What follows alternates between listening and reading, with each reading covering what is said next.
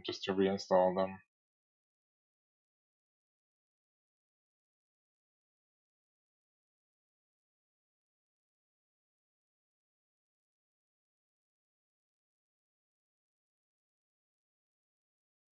It's not just that, there's Uh, also like weird the way they package and structured things means a lot of the modders and old games can't do the same format. Like body mods aren't a thing right wait, now so because of even how with it the reads creation them. tool? Don't worry, guys. The game is meant for modders to mod. Yeah. I mean, For it's money. Bethesda, so yes. They just gotta create tools from scratch again. Modern modding requires modern solutions. It wasn't like Skyrim to Fallout 4 where they could just do a simple repost the tools.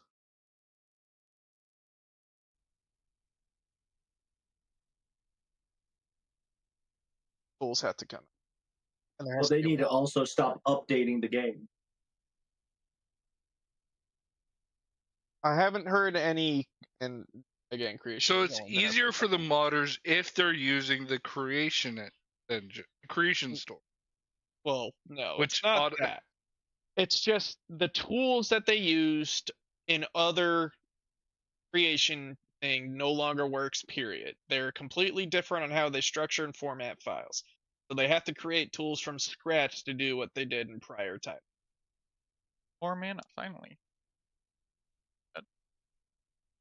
So, I mean, script extender is one of those ones that they're like, hey, yeah, we're still trying to figure out something. The body inserts is another one. I think clothing and weapons is fine, but those are generally simple. Search body. It's only a modified base, and it's just number changes. It's not scratch body mods like they generally. No.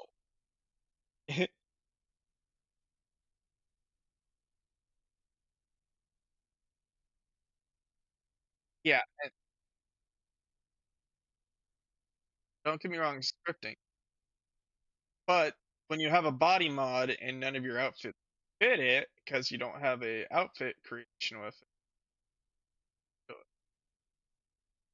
it. Every outfit. Oh, okay. No, thank you. Mr. Tentacle Man over here. Oh. Yeah, exactly.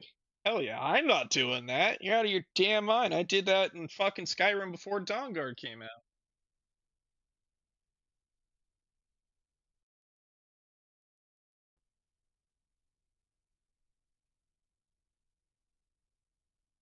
Yeah, no, absolutely I'm not doing that.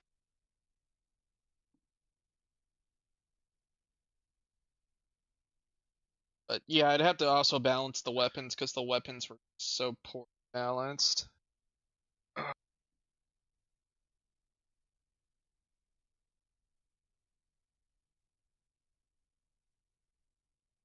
Oh, that was just forgot. I think they updated to where melee weapons can be upgraded now. I don't know how that wasn't in base game. That is a very simple fix. Hello, everybody. Sorry about being late here. I'm just a chatty Cathy today. That's my issue. I'm a chatty catty. Welcome to the Catty Shack. Alright, let me get today's tweet out, then we should be good.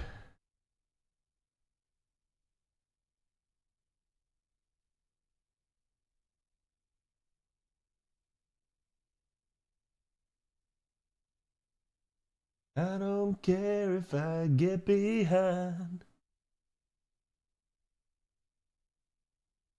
All I want is to have my peace of mind.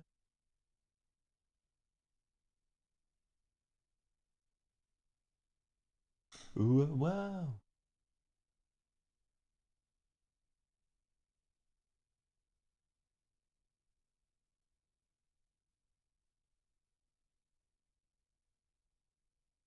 It won't matter.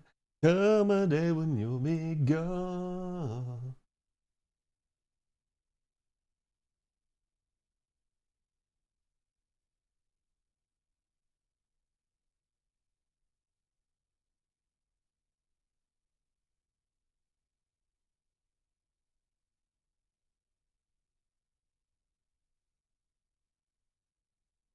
Ba-na-na-na-na-na-na-na-na.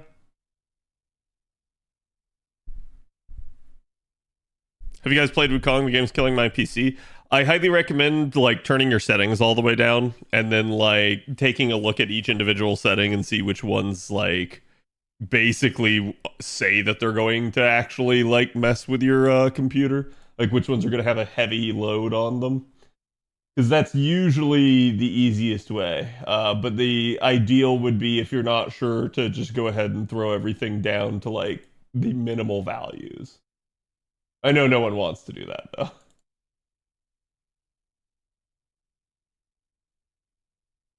Na, na, na, na.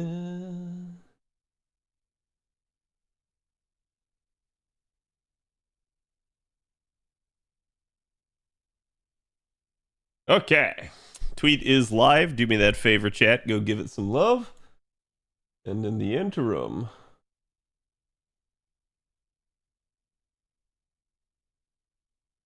get you guys today's sauce. I also got to watch the Monster Hunter stuff, which was really nice.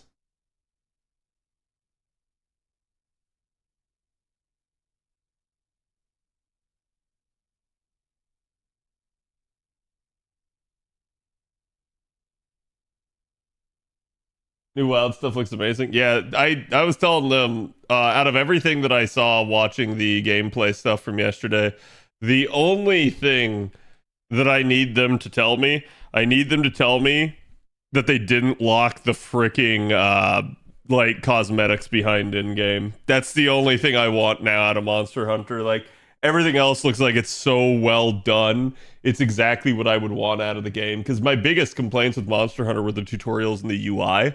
It's like the game just didn't tell you enough info. And it seems like they've really adjusted that. So, all right. I believe we are good to go, chat.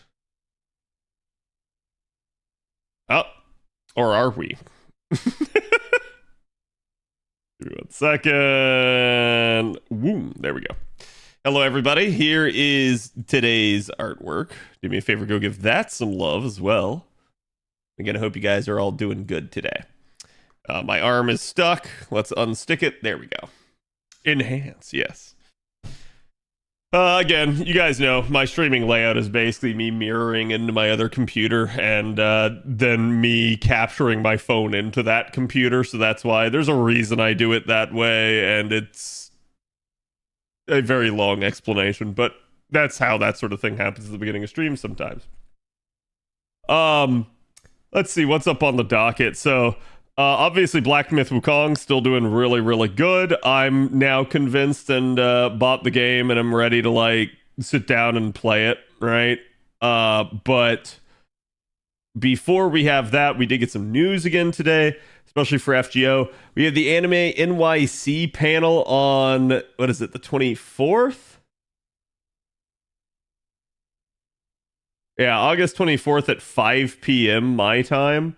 So we're looking at what? Like that being Saturday? Yeah, Saturday. So chat, I'll probably be live for that. I gotta be honest with you, I don't really know what they're gonna talk about at that Anime NYC panel. Maybe we get some news for like our actual animes, like whatchamacallit, Strange Fake, right? But besides that, the only other thing I can think of that they're going to announce is going to be the Gouda Gouda event. So we're going to try to make sure we get to that this week so that I get out ahead of that like announcement.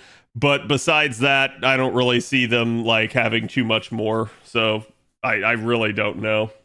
And again, we know Gouda isn't coming until like early September, according to them. So we still got time. Let's see. Yeah, I think I was literally just degenning on the point node here is what we were up to. Maybe officially announce Fate Extra Record for NA. I mean, that'd be a thing, right? Like, I wouldn't be surprised to see them kind of like rehash some of the stuff announced at JP, and that's not too like crazy, but I guess what I'm trying to say is I'm not expecting too much out of that Anime NYC panel. Maybe they'll surprise us, but I wouldn't be at all surprised if it is just like a bunch of nothing. I'm not seeing YouTube people again.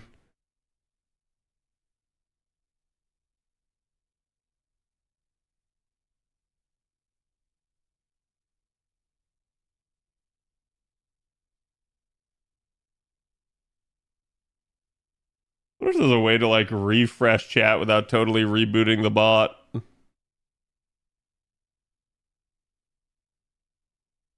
Text message for CAD. Yeah, I'm not seeing it. Okay, let me reboot. That is one thing I forgot to do. The only thing I hate about this is this bot. It's a Linux-based bot, and it just takes forever to reboot. So that's the issue I'm having with it right now, is that it, for some odd reason, just doesn't want to accept new YouTube streams. And it's kind of weird because, like, for instance, OBS itself allows for it, but for some odd reason, this bot doesn't. Bot's gone bad, yeah. Tomoe got a buff all right? She did. To be fair, the Tomoe buff is one of the things that I have asked them for before, so I am definitely happy with it. But we'll talk about it. We'll talk about some numbers for her as well. Since, as you guys know, I only read off the wiki. I never do anything else. I have no idea how any of these units work. I don't know why that one person on my YouTube keeps doing that, but it is what it is. Some people are just haters, I guess. Found the source code? Yep.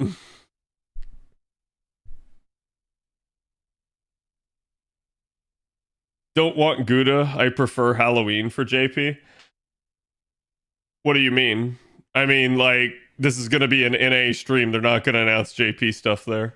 Like, I'm sure to some degree, like, something like Strange Fate could be considered a JP announcement if they were. But I'm going to say if there's anything announced for FGO the game, it is going to be NA related stuff. Okay, so let's see. What the heck do I have here? That's actually a pretty good pairing. Let's do that. Should reshuffle. If I could get the remaining ones onto that Tomoe. It's a 90%. Odds are it kills, but I'm gonna not pop the other Buster buff there just to be on the safe side. And we'll just have to see. Okay, we got that. We got that. Come on, Benoit. There you go. We got it.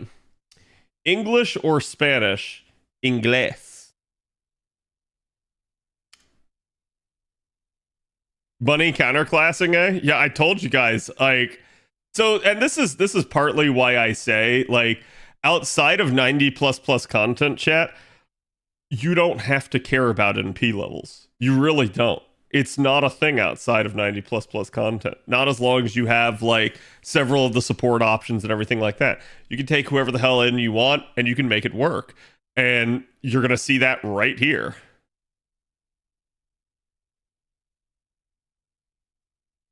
So, obviously, this node is not custom tailor-made for Bunny.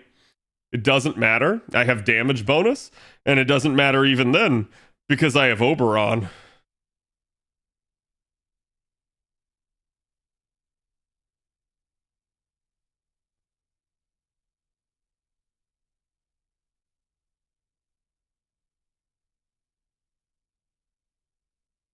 And you'll see, I'll probably fail to kill outright.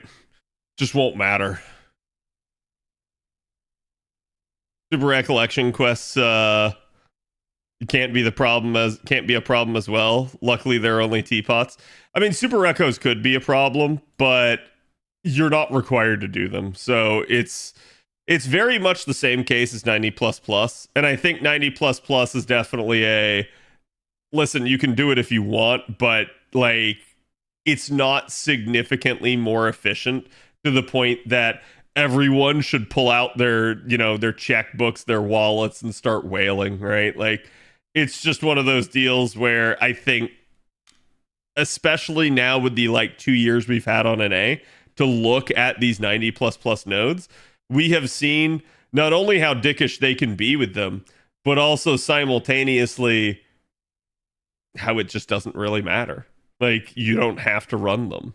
Yeah, you might be slightly more efficient than a player that's not running it, but I don't know.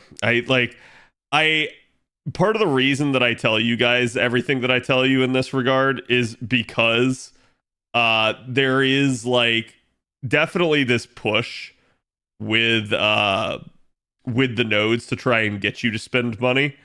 And at that point, I'm not sure it's really that big of a deal, right? Like, I tell you it so that I have done my due diligence as a content creator, not to tell you to like not play the game, but to tell you that it's probably not worth like getting upset over it, right? Like, it's not worth spending the money on it. I'm trying to, if anything, save you guys money. And here you guys go. You guys can see I didn't get the kill. It does happen sometimes because this is a turn 1 with me attempting to card. I might be able to like delay this stuff until turn 3, but it's really not a huge deal. I'm gonna go ahead and pop that. Get that 96%. But it's not gonna matter. I should have probably should have popped the second Koyan buff on Bunny, and that would have saved it. But I'll still probably be fine here. Yeah, we'll go with the arts buff. 5 slot 90 plus plus can be less efficient. It can be. So it's like, it's very hit or miss. And usually where people start hyping up 90 plus plus is when they're 6 slotting. Here's the thing. So if we're talking a lotto, sure, there is a legitimate like statement to be made about that. If we're not talking about a lotto, then there's no requirement for you to like have to 3 turn. At which point, yeah, if you can 6 slot it, 6 slot it. Just take your time with it and just make yourself more AP efficient. But there's also the consideration that maybe you don't have enough. Maybe you haven't rolled that event, and therefore you don't have 6 craft essences even to throw in. At that point, you don't care. 6 slotting's not doing you any favors.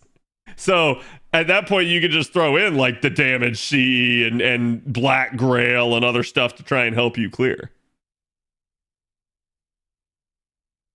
You think the single would be willing to try and give Summer Kyo an NP buff finally? I hate to say this, but odds are not likely given the current pacing of buffs that they roll out, as well as the fact that Summer Kyo did recently get a buff. So yeah, do I think she deserves one? Absolutely. Do I think she'll get one anytime soon? No, unfortunately. Like, and that's me being realistic on this stuff. I think, like I said, that's where my disappointment over something like the bunny buff comes from, is it was not the buff that she needed, and as a result, when is she going to get the buff that she needs? I don't know. Right? Like, so that's where, like, I have to, at this point, kind of just wonder what the devs' true plans are. I understand they can't just come out and buff everybody overnight and make everything perfectly fine, but I also think that the game is going to suffer long term if they don't do stuff about that. Okay, there we go. We got 100% on both those. It's actually good. I gotta be real here. It's probably going to kill, so I probably don't need to stagger. Oh, I fucked myself on the stars. I fucked myself on the stars. Why did I do that? I shouldn't have. God damn it. I totally forgot that has the Buster absorption in it. And even though she already had 100% on her Buster card, adding more star absorption will reshuffle the stars. And that's exactly how we ended up with that. All right, well, I'm going to get all the charge and stars I can off of this. God. That's what happens when I don't pay attention. Squirt got charge? Yep. Summer Marie is crying in a corner. Who? Yeah, like, and that's what I'm trying to say is like you legitimately you have units from like year one of the game that haven't had a buff. That's a testament to how bad the devs have been at buffing units. We're not like Genshin Impact level where what is a buff? We're at least of the level where, yeah, we know that we need to buff units and we do buff to try and keep them relevant, but we've gotten so slow at it that like we can't keep pace.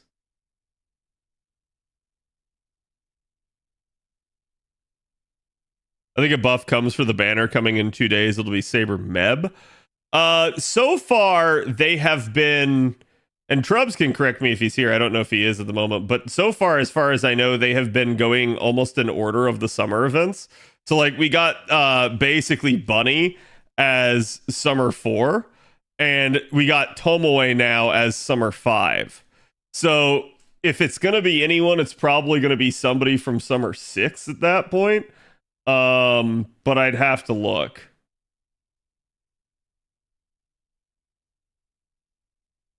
Yeah, that's cool, fandom. Don't load your page. Yeah, you don't need to load, fandom. just so that like just so that chat sees what I'm dealing with. I don't know. I don't know. I don't know, fandom. I don't know what you're doing.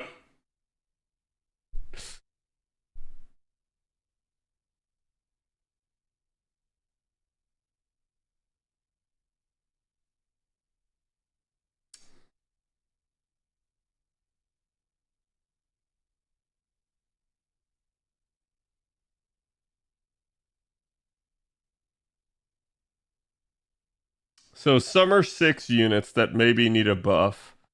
Let's see here. Corday doesn't. Anastasia doesn't. Okitan Saber doesn't. Da Vinci Ruler doesn't.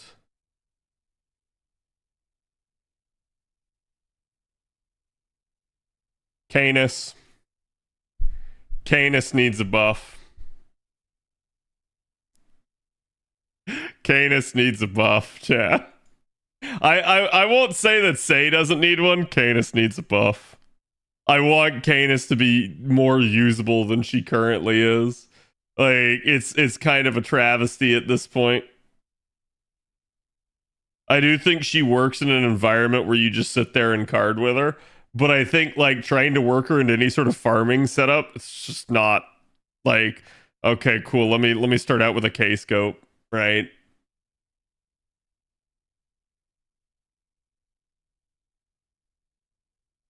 Is they have a Summer Marie banner 1 month ago and didn't even think about buffing her? Yeah, I think it's stupid, but I think that's just how they roll. Hello, Shadow. Do you think OG Canis could still use a buff? I think she's in a better spot. It's a lot more difficult to talk about the balance of 4 stars because you have other things going around with like, okay, well, how is the balance currently on, say, your 5 stars? How is the balance? Wow, I got weight roomed. How is the balance on your say, like, welfares, right? So, and then are the 4 stars getting power crept by the 3 stars? Like, that's the question that you end up having. Rip Bunny? Yeah, honestly, I'm kind of impressed by the fact that she was able to kill Bunny. I know it's counterclass, but that's still like, damn.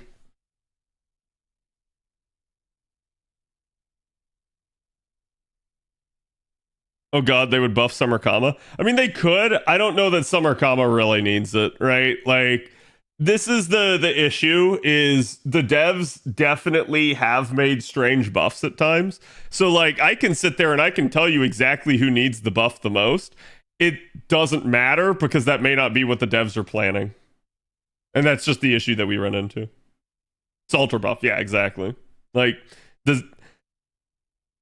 I'm going to say this and people in chat are going to raise their hand and say yes. But did anyone actually think that Salter needed a buff? Because if you did, I got news for you.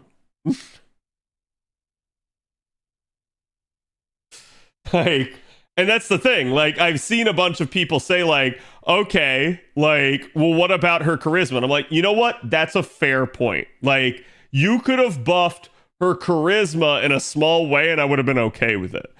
But they turned her into a black grail looper.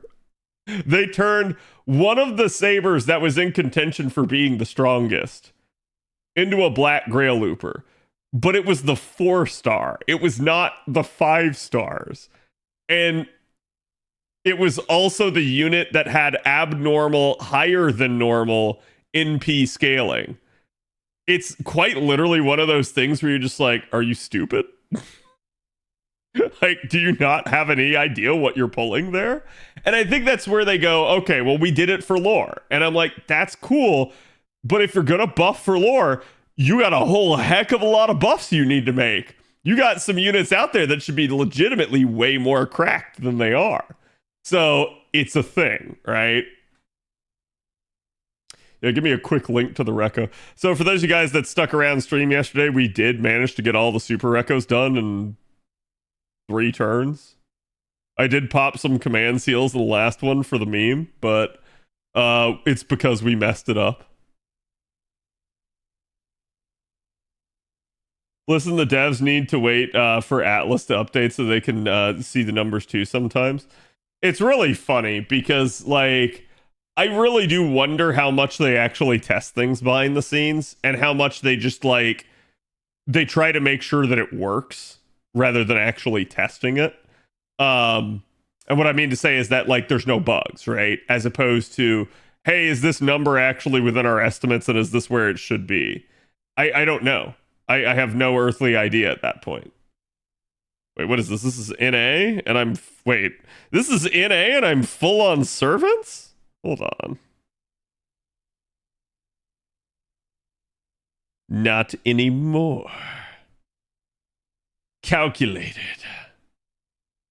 For at least one more run.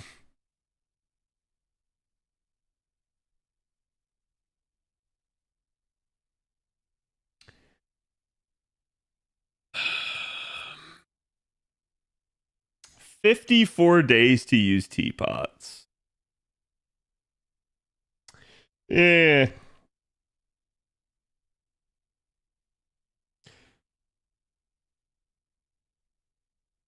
Gouda will be here by then. Yeah, that's exactly what I'm thinking. It's like, we'll probably have the plus for Gouda. Whether or not I'll be able to bond a unit for that definitely depends, but...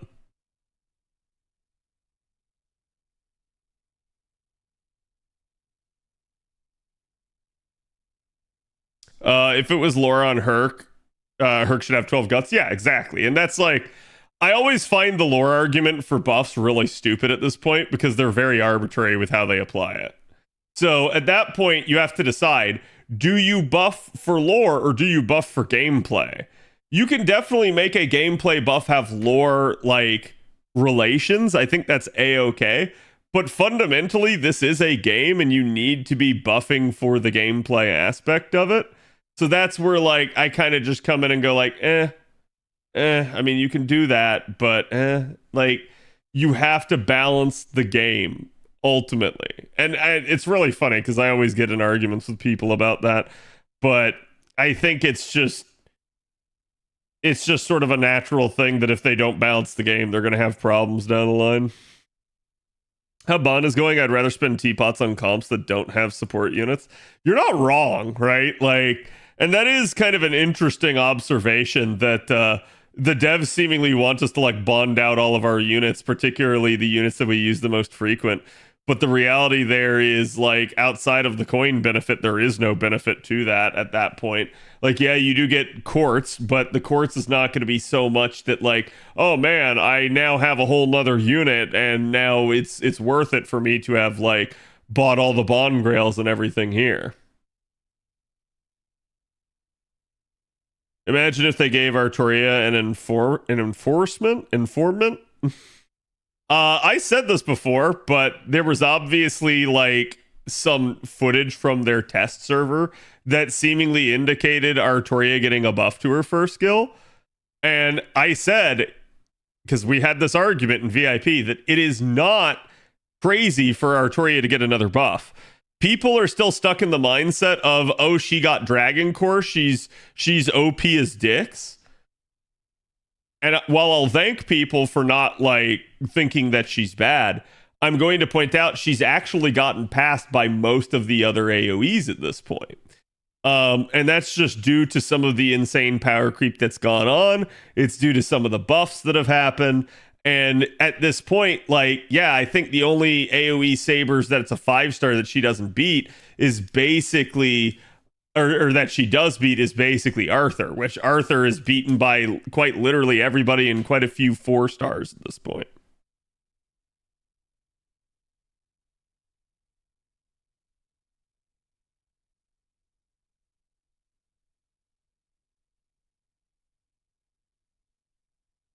Mordred, Altera, and Salter are above. Yeah, and Ibuki can be situationally above due to her whole circumstances. But, like, does it mean that Artoria's damage is bad? No, it doesn't.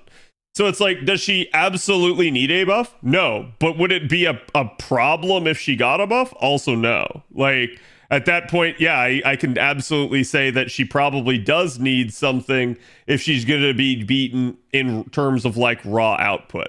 But I talked to you guys about this before. Part of the issue with that is that they just were stupid when it came to Altera. They absolutely sat there and went like, oh, okay, let's give Altera literally everything but what she needs. And now let's finally give her the thing that she needs because she's still not good without it. And then finally they gave her that, and now she's a damn monster. And it's like, I don't know what you expected. I don't know what you were thinking was going to happen. When you super buff a unit, but you deny them the one thing they actually need to succeed, and then you give them that, they're now a super buffed, super successful unit. So, like, yeah, it's just kind of funny to me. They should buff Ibuki then for lore. See, that's a really interesting one because we can make some good, strong arguments about how strong Ibuki should be.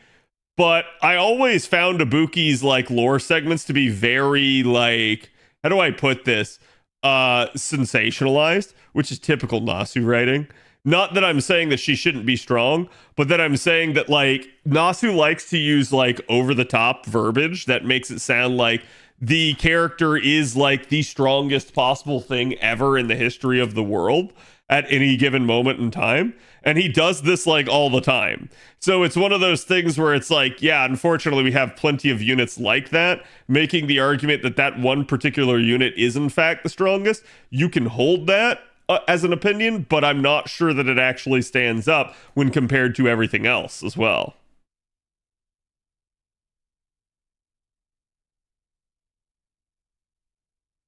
It's called wanking. I mean, like, again, I'm not trying to say that like people can't like Ibuki and think that Ibuki should be strong, right? I'm trying to say that like Nasu does this with literally every unit.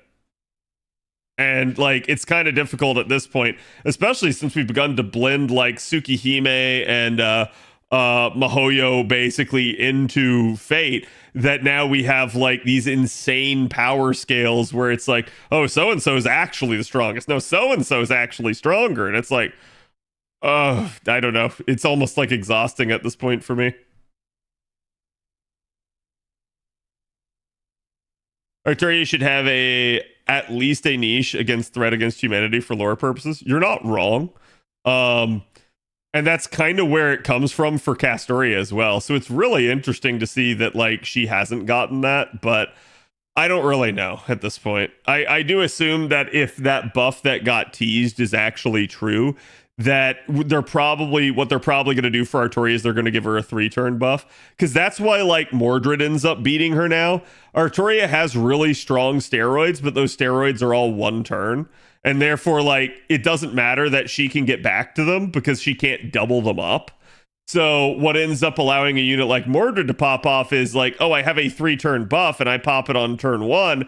And then on turn 3 over here, I pop the 3-turn buff again. So I get this overlap effect of these two. And now I'm twice as strong because of it. So it's probably the same thing as well that really happens with Altera, because I think every single one of Altera's skills can be doubled up.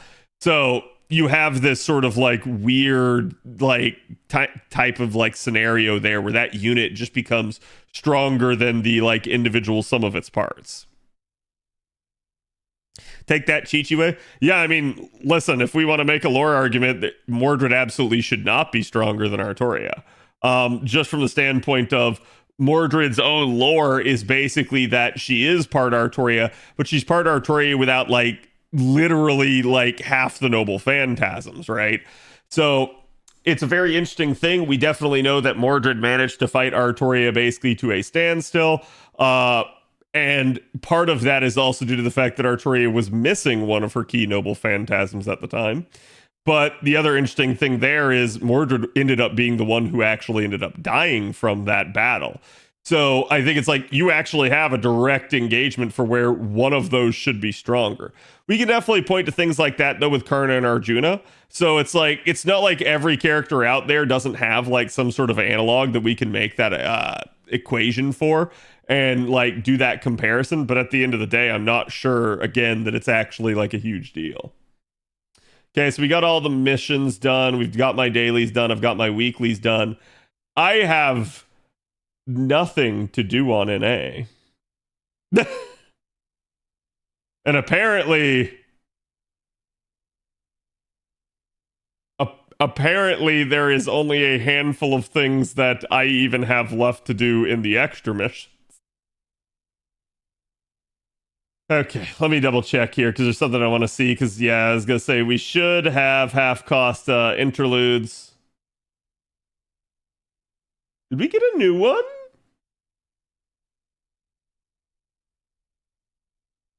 Yeah, we got the Ganesha upgrade.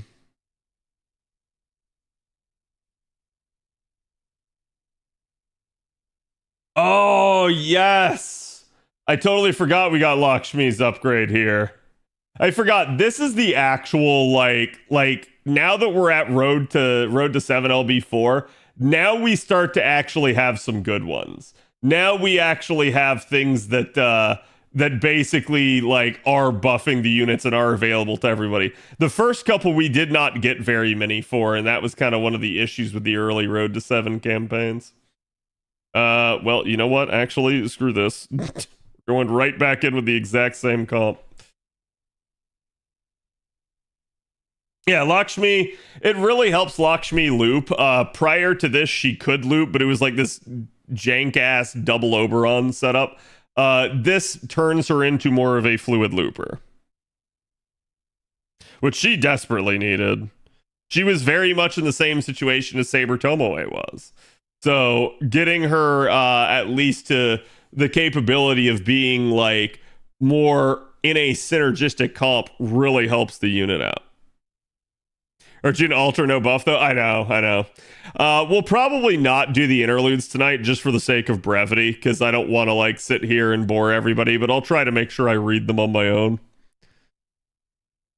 Time to put my MP1 Lakshmi to work. Oh, I'm quick memeing? Exactly. Yeah, I think a lot of people probably, you know, again, she's a quick unit, she's AoE, she's permanent, so you don't hear a lot of people talk about Lakshmi, but in all seriousness, I've used Lakshmi quite a bit in the Saberface run. She's one of the only Saberfaces that actually has, like, a targetable survival skill, and it's really, really nice, and given the fact she has buff success chance in her kit as well, you can utilize her semi-effectively, but it's really funny, because now they're actually going through and they're buffing those Imperial privileges, which kind of hurts the buff success chance people. Like, having buff success chance was such a huge thing to kind of have for your account. But if they start kind of doing away with all the RNG buffs like that, then there's not really a need to actually have them at that point.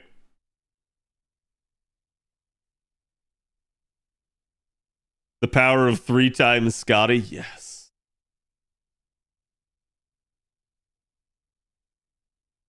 Also, Arturia was fated to lose.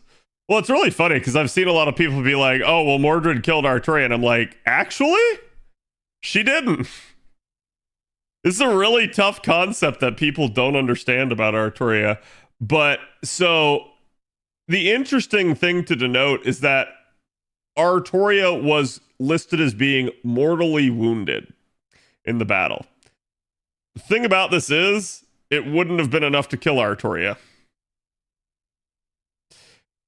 The whole reason Artoria died is because she gave up Excalibur. She literally did not want to keep going on. How do we know this? She sat by the lake for 3 fucking days after that happened. She literally sat there all that time. And then, yes, you have the scenario, the Goddess Rongominiad scenario, where Bedivere doesn't throw Excalibur away. And because he doesn't throw Excalibur away, she doesn't die. So it's more like Mordred got the wound in, Mordred died from it, but Artoria had to choose to die. That's basically how powerful she was.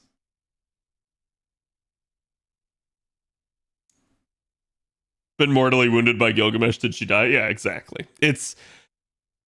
We can say it's like plot convenient bullshit, but it is something that has been a thing. And to be fair, Artoria does have the lore to back that up. Lightly mortally wounded. 'Tis but a flesh wound. It's the knight from Monty Python, the Black Knight.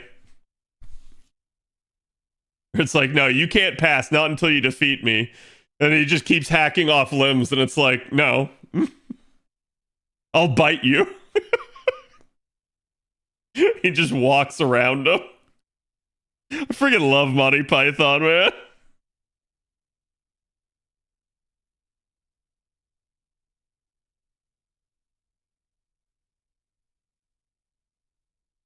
Yeah, we'll call it a draw, exactly. Let me see if my Mucha Matcha can crit this. I don't think he can. Still good crit damage considering I didn't have a buster buff on.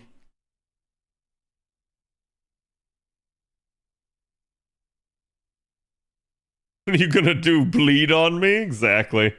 I think that's just gonna end up being one of those like absolutely like timeless things where like friggin' 500 years from now people are gonna go back and watch Monty Python's Quest for the Holy Grail and just be like, oh my god, this was cinema.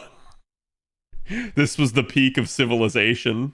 As we're all dying as our AI overlords kill us, someone will smuggle out the last remaining copy of Monty Python's Quest for the Holy Grail and preserve it for all of time.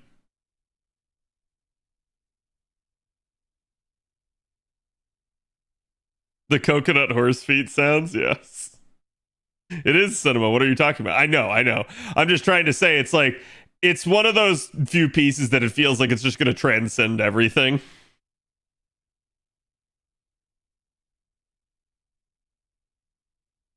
BB will save humanity because we are less boring. Yeah, but only because we preserved Monty Python.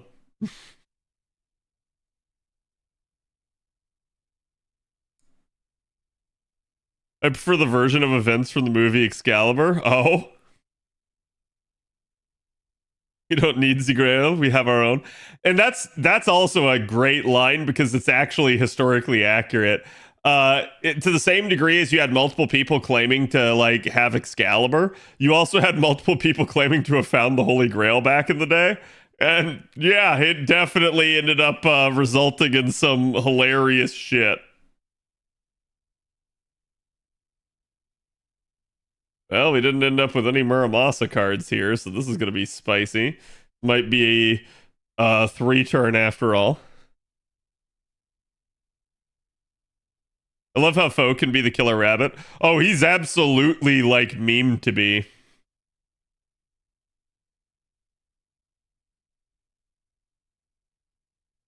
You found it, God be praised. No, you didn't.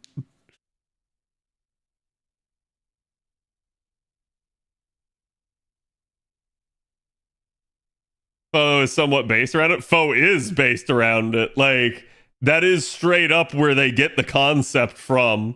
That it's like, oh, it's this beast. It's this cute little creature. It's actually a beast that's just like the destruction of humanity, right? Like, it's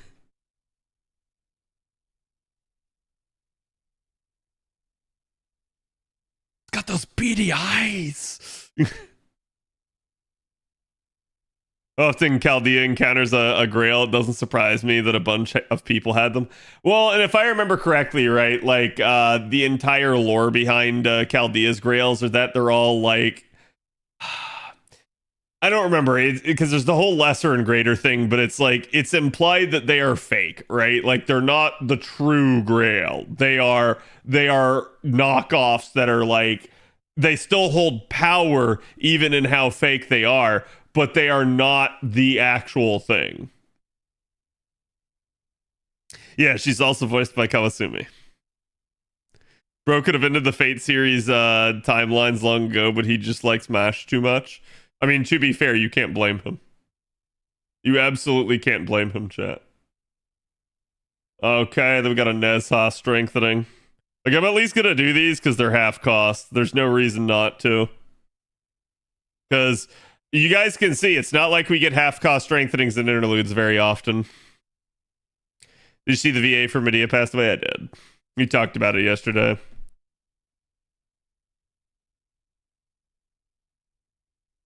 Seems like Grail's just a synonym for really high concentration of mana. What it's trying to be is like the Holy Grail is basically considered to be a miracle, right? Like, and you guys kind of got to see that in 6.5 for those of you that played it. I'm not going to spoil, but they talk a lot about what a miracle is and like the sheer like craziness of what it actually takes to be a miracle.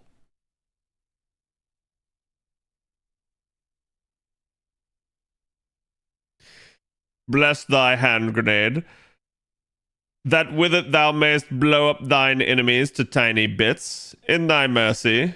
And the Lord did grin, and the people did feast upon the lambs and sloths and carps and anchovies and orangutans and beasts, breakfast cereals and fruit bats and large chalupas.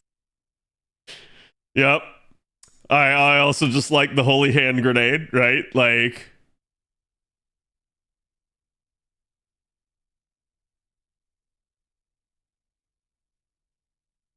skip a bit, brother. Yes. It's such a good movie. Every line is comedy gold. It's like they don't even have to do that much setup in order to get you to laugh. And the Lord spake, saying, First shalt thou take out the holy pen, then shalt thou count to 3, no more, no less. 3 shall be the number thou shalt count, and the number of the counting shall be 3. 4 shall thou not count, neither count thou 2, excepting that thou then proceed to 3. 5 is right out. Once the number 3, being the third number, be reached, then lobbest thou thy holy hand grenade of...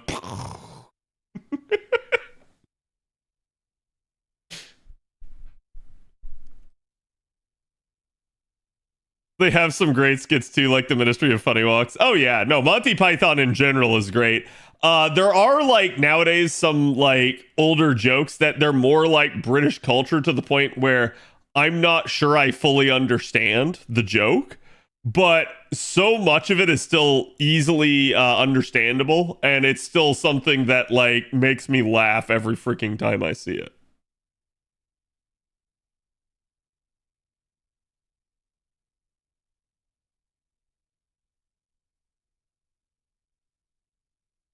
Being naughty in my sight shall snuff it. Exactly. Life of Brian is also great.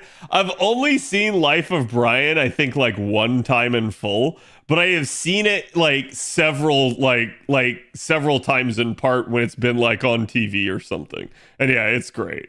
Like, just in general, we lack that level of comedy nowadays where like we can't say anything because people are just going to get extremely upset, right? Like everybody takes everything too seriously and we can't like just have fun with things anymore.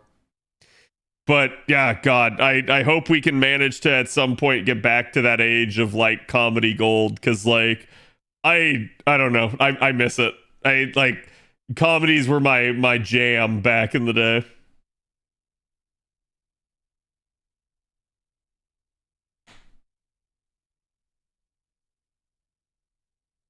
But I think the scene with Latin is getting good loud and tutelage. Yep.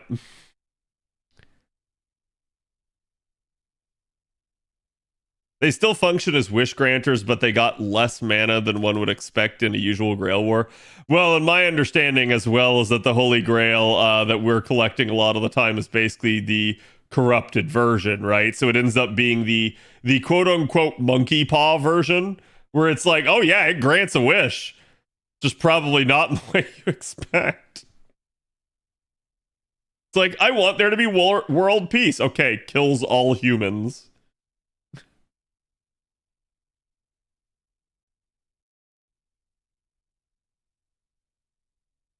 Biggest dickus. The people called Romains, they go the house.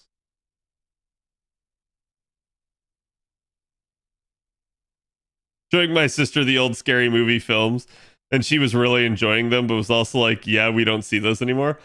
So the other one that I just love is Mel Brooks movies. Mel Brooks movies are fantastic. Like, we do not get that humor anymore. We are so robbed of that. Like, oh, I love Mel Brooks movies.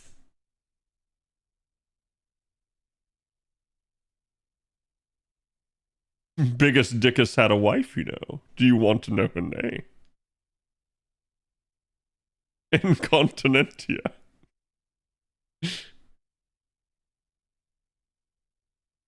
Blazing Saddles just turned 50. Yeah. Apparently they're making Spaceballs too. Like, Mel Brooks is like 90 years old and they're still actually making it, which I'm like, oh, thank God. Like, we need that so bad because somebody has to make fun of Disney.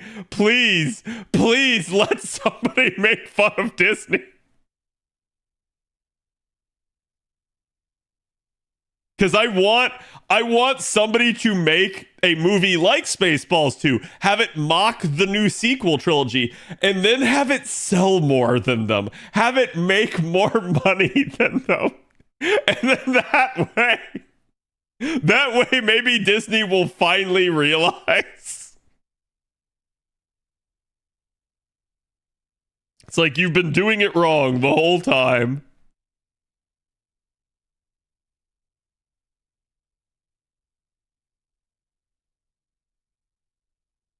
There's already a Spaceballs sequel, I thought, in cartoon form. If there is, that's news to me.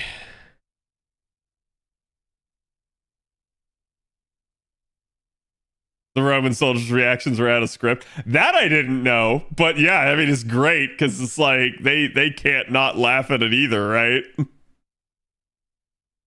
That's why I still love stuff like the Deadpool movies. He shits on everything. Mel Brooks, holy shit, yeah. No, I mean that's exactly right. Like, the best way to have comedy is to have comedy that's basically self-deprecating, because if you make fun of yourself as well, people don't really have a lot of grounds to stand on at that point. What's up, Mimi?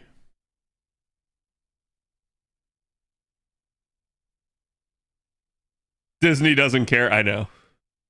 Doubt they'll just sue Amazon? Probably. It's subtitled The Search for More Money. To be fair, that is what they already told you that it was going to be named. Like, they made that joke in the first Spaceballs. I hope Rick Moranis would come out of retirement for Spaceballs too.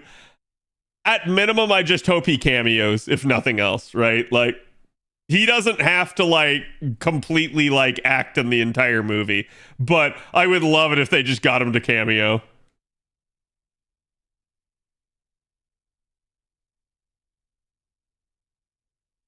They're apparently rebooting Airplane with Liam Neeson. What? So, Leslie Nielsen to Liam Neeson? Huh?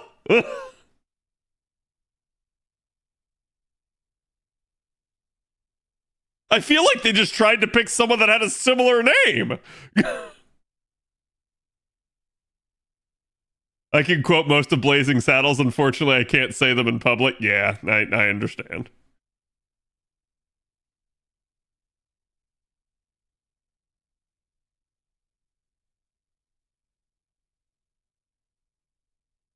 Hugh Jackman refused to work with Disney again, and I'm not sure Ryan Reynolds will either. I think they wanted to make this movie because they felt like they owed it to the fans. But yeah, I'm not going to be surprised if they're like, hey, it's good. And like, they just don't want to say never because they never know, right? But it's one of those deals where I think they're good for now, and you shouldn't expect a fourth one.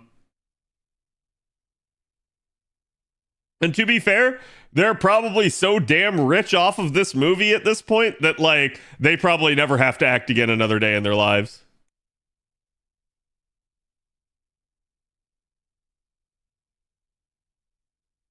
So they get the increased support, but nothing else.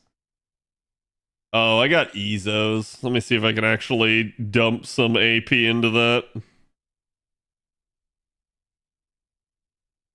Mel Brooks is 98. Jeez. That's wild.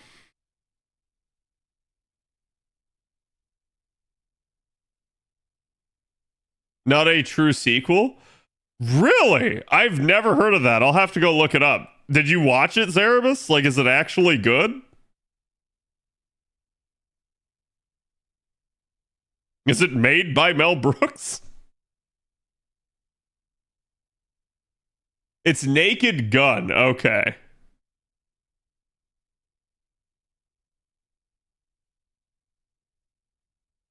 Considered only for serious and drama acting? Yeah.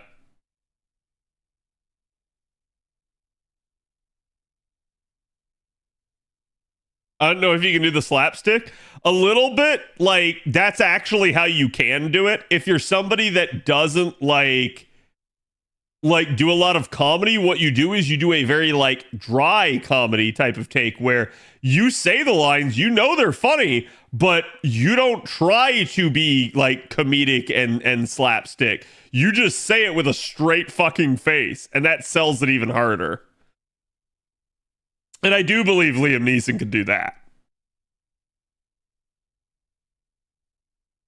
Ryan's already a billionaire with his companies. Oh, I know. I'm just saying, like, if there was any doubt, there's just no way after the success of Deadpool 3 that they're gonna have to like ever act again, right? So at that point, they're just of the like point where they just pick and choose whatever the hell they want. They only do it if they want to, and it's pretty clear that you know Ryan wanted to do Deadpool 3. I'm not sure that he'll want to do another one of those. He'll probably still act because I think he likes it. But I don't know that he'll be doing something like that, or even, you know, maybe even an action film at that point. I think one of the cool parts about Deadpool, and I haven't seen the third movie, chat, so again, please no spoilers, but I will watch it when it comes to like pay-per-view or something like that. But like, one of the cool parts I think about Deadpool is when you have a character that's totally like suited up like that, it is the easiest thing in the world to stunt double. Like, he does not have to do any of those scenes himself if he doesn't want to, because they could just put the character in the suit and just put the you know, the stunt double in there for him. You deserve to see it in theater. I do, but I gotta be real with y'all. I just really don't like have either time or anyone to see it with, for that matter. So I just like, as part of the reason I haven't gone to the movies in so long is I just sit here and go like, okay, fine, I'll just wait until like it basically comes to home. Isn't it out of theaters now? I don't think so. I'm sure it's still running. It broke all the records, so.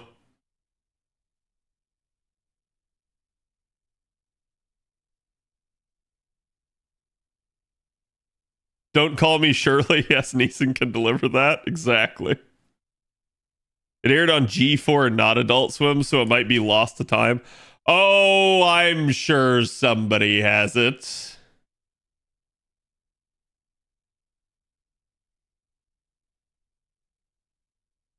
He did because he has fun with it. From what I read, Ryan fought with Disney every step of the way to get what Ryan wanted. Yeah, which is like, good luck if Disney tries to put anyone else in that suit. Have fun. No one will watch another Deadpool movie that is not produced by Ryan Reynolds. He is Deadpool at that point. He's also the Green Lantern.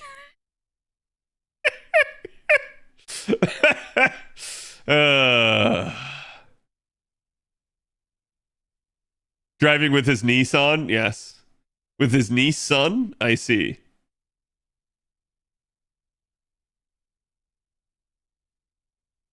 You know he got a big check and most likely royalties for Doctor Doom? Oh, he absolutely did. And if that movie is anything less than perfect, they're going to lose their ass with how much they're paying him.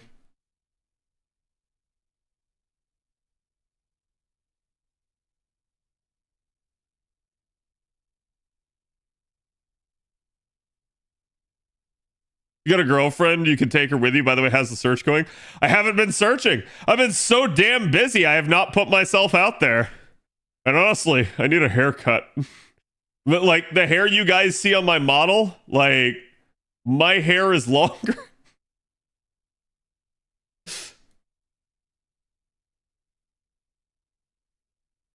We don't talk about that time. I know. That could be worked around though, since there's multiple Green Lanterns. I know. I love saying that because it pisses people off. Canonically, Green Lantern is dead. Deadpool did us a favor. Exactly. Or at least, canonically, Deadpool killed the actor who played the Green Lantern.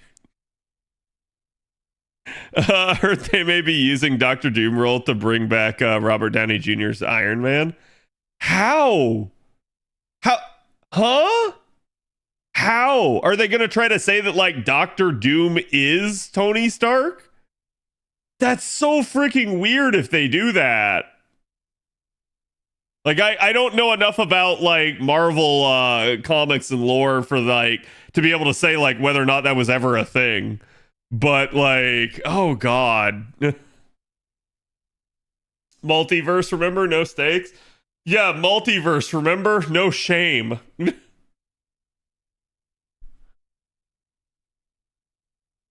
Robert Downey Jr. is one of my favorite actors. They better make this movie absolutely perfect. Yeah, I mean, I'm going to say this. I don't think he's a bad actor for the role. Like, I absolutely believe Robert Downey Jr. can pull off Doctor Doom.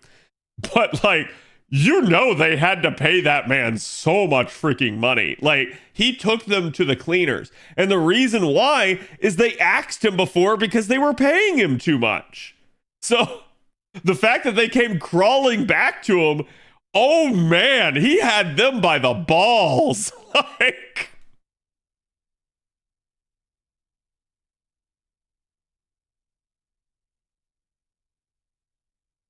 something after the Spider-Man thing. Yeah.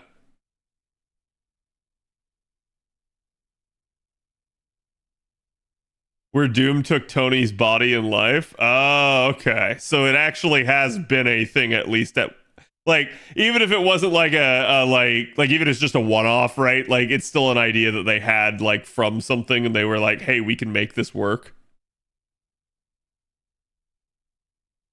He'd become Dr. Doomer, yes.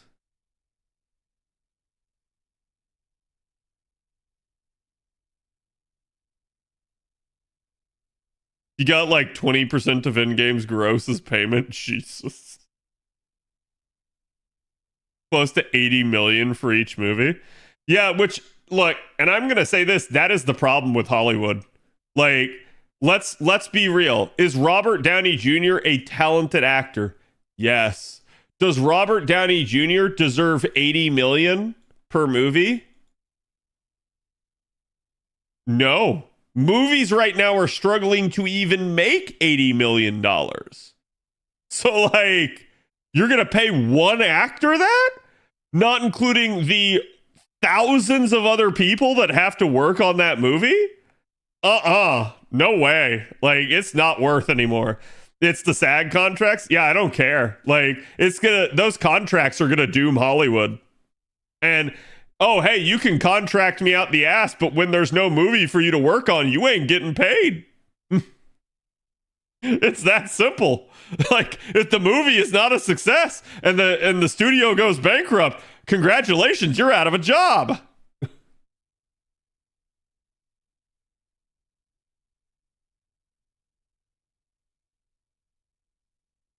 I never thought I'd hear uninstall in English. Wait, what do you mean?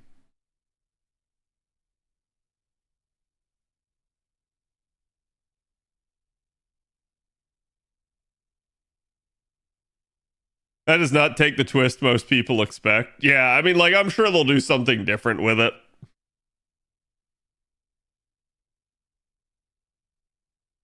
Actors should be paid a percentage of movie proceeds, so if the movie fails, they don't get paid. I don't think that should be the case. Maybe with like high profile ones, right? But like, I can definitely say that like people should be paid for their work. However,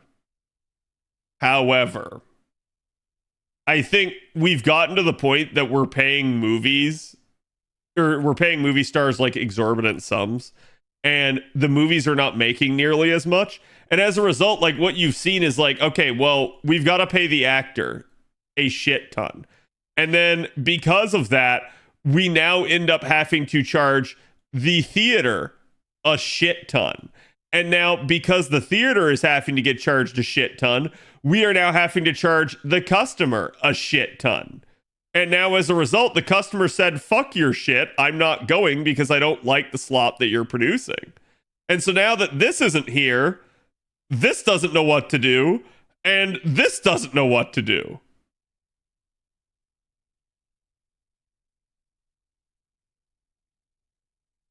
Like, it's going to end up having a just terrible effect long term. Basically, the people that have to take the cut are the actors, because the actors are the ones taking the lion's share. So at the end of the day, it's them and the studios that basically, like, time to tighten the belt. Will that be the end of Hollywood? Will be Disney screwing up? I think what you're probably going to end up seeing is you're going to see Hollywood fragmenting into, like, you know, again, things like Netflix and like Paramount Plus and that sort of stuff. And you're going to start to see these really take over in place of, sadly, movies and stuff like that. You'll still get movies made, but I don't think you're going to see things like the actual cinema, right, and the movie theater nearly as prevalent anymore. It'll become more of a, like, probably like a token thing, kind of like drive-in theaters are nowadays, and it's not going to be as prevalent. And I think part of the issue with that is that it's going to have to decentralize in order for there to be any sort of like stabilization on pricing. Like I said, somebody ends up having to take the cut because it's been too darn greedy for too long. And like COVID basically wrecked a ton of stuff. You have people kind of coming back to the movies now, but part of that is because they're actually making good movies again that people want to see. And if the movie is not something that people want to see, people just don't go to the movies. Which is not how it used to be. People used to go to the movies regularly, and it became a very like common thing for people to just go like, oh, hey, this is something that's slightly interesting. Screw it, I'll go. Because it was relatively affordable, and like they just wanted something to do. But nowadays, people are like, nah, I'm just sitting at home. I got the internet. I got my Netflix. Screw you. I don't need it. I ain't going to pay overpriced prices where, like, I can't even, like, you know, take my own food in. I got to buy your overpriced concessions. And then I sit in the movie, you know, through a crying child screaming and somebody coughing the entire time and people, like, having their cell phones on. And then the movie just ends up being crap anyways. So it's like, I think all of that combining has made it for like, yeah, the movies can be a good experience, but the biggest determinant of that is the movie, an actual good movie you want to watch. You got Twitch, what more entertainment could I need? Exactly.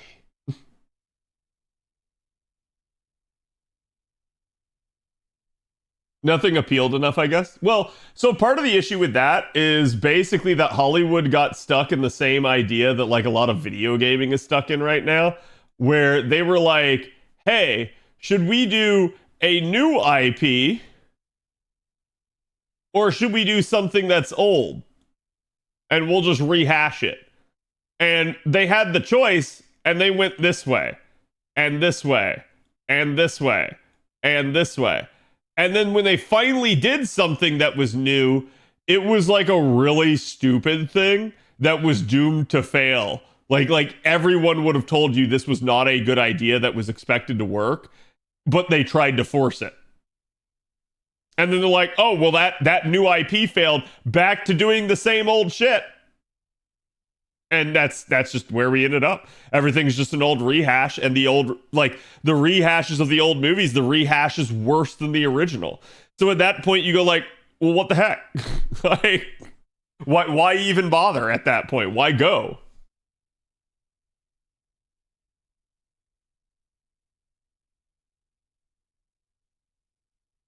Cameron is just making more avatars, got to print money. Yeah, it's like, if you don't have a good story to tell, why are you bothering to tell the story? And it's like, well, because money. And it's like, yeah, everyone knows that. The consumer, like, senses the fact that all you want is money and you don't actually care about what you produce.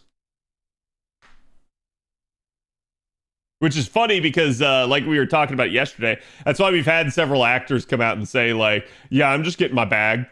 Like, yeah, I don't care that the project sucked. Yeah, I don't care that the movie got canceled. I got mine. So it's like, yeah, I think that's a pervasive attitude at this point. Okay, chat. Let's talk Tomoe. Hopefully now my stuff is actually working. Okay. Thank God. I don't know what the heck was going on with fandom.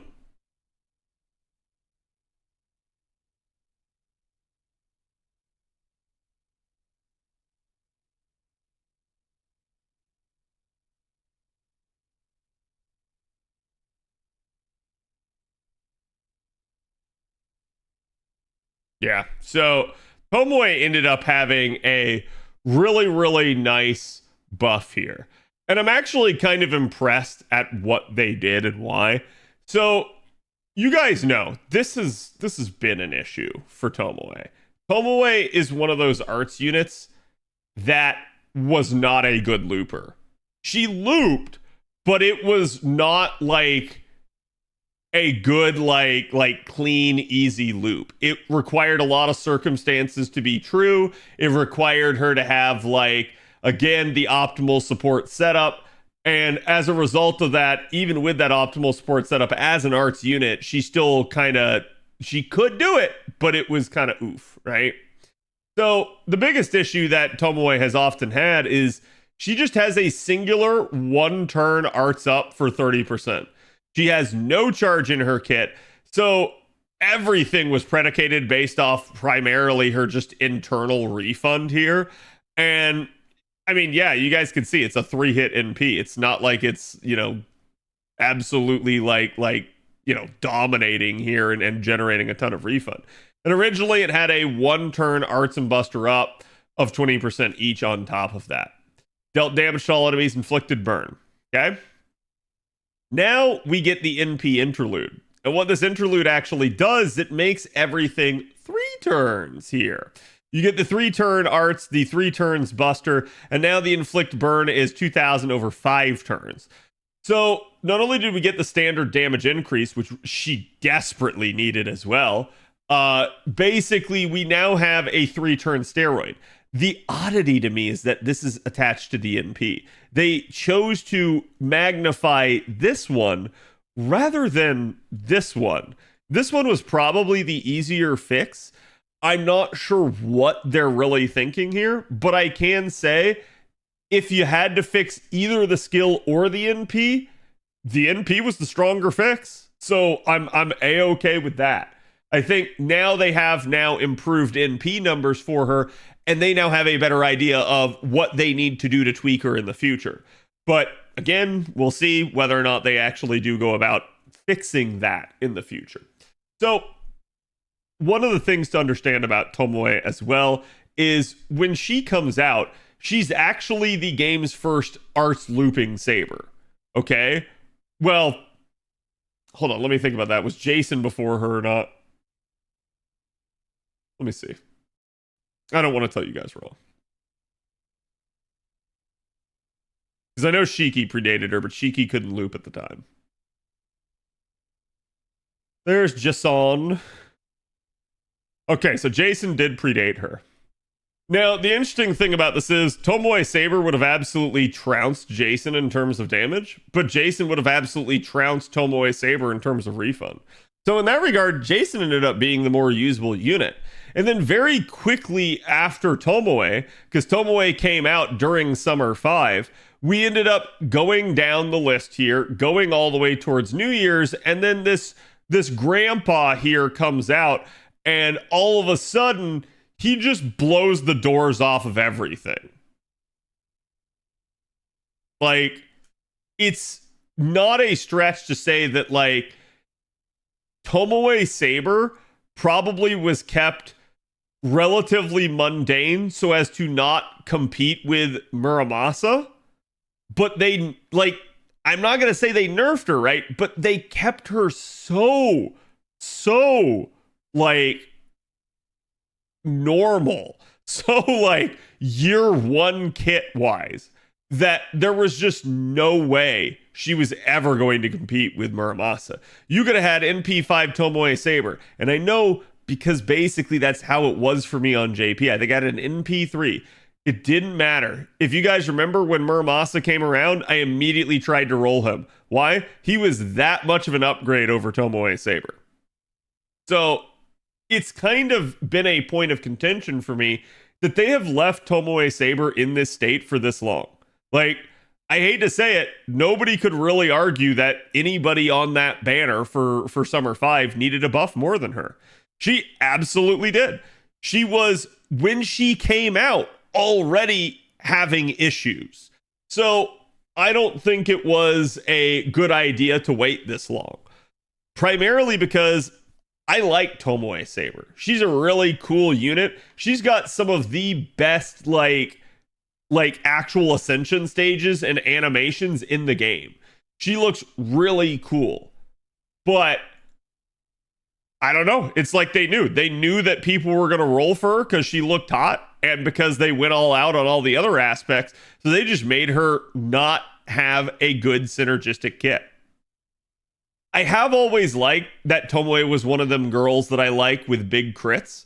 She definitely had that going for her, but the fact that she had no charge, she had no real multi-turn steroid either, really just was a slap in the face to her. So as a result, we can take a look at kind of what her damage basically was like. So this is basically her damage now after and then before. So this is my old damage here, and this is my new damage up here. Okay? So old damage, chat, we actually could Black Grail loop Tomoe, but it required extremely good node setup and perfect setup for the supports. On top of that, you had to do this wonky thing where you basically popped Tomoe's arts up turn 1. Otherwise, it wasn't working. You just weren't going to do the Black Grail loop. It was much easier to loop Tomoe with something like a 50% C, but keep in mind, even stuff like this wasn't really possible until this dude came into the game. It quite literally required Oberon for her to actually be able to pop off a lot more.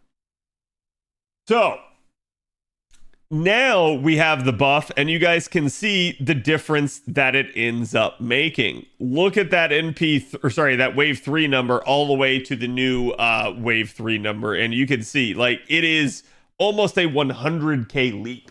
Okay, that's going to make it a lot better. Her NP5 numbers are now a lot more respectable as well. And now, yes, she's still a Black Grail looper, but now she does it a lot more fluidly. It's a lot easier for her to do. It's still not going to be like, oh man, I can just throw in whatever and have it work. You're still going to need that double Castoria Oberon. It's just, now it's not nearly as spicy. Now things don't have to be absolutely perfect for her to do that. So it is a huge, not only damage increase for her, but also just kind of usability increase. And just to give you guys how that would work now, this is basically how you're going to do it. So again, this is, this is actually the old one, I think. But this is the, hey, if you had to pop her second skill in turn 1 in order for this to actually work. And you guys can see just how close it would get. Old and new had the same? Okay. But yeah, so like definitely spicy. Now, Muramasa, well, now her damage is a lot closer to Muramasa than P1. And you know what, chat? That's perfectly fine. Why? Because Muramasa has defense pierce, invuln pierce, 50% charge, and 100% crit damage. And anti-king trait.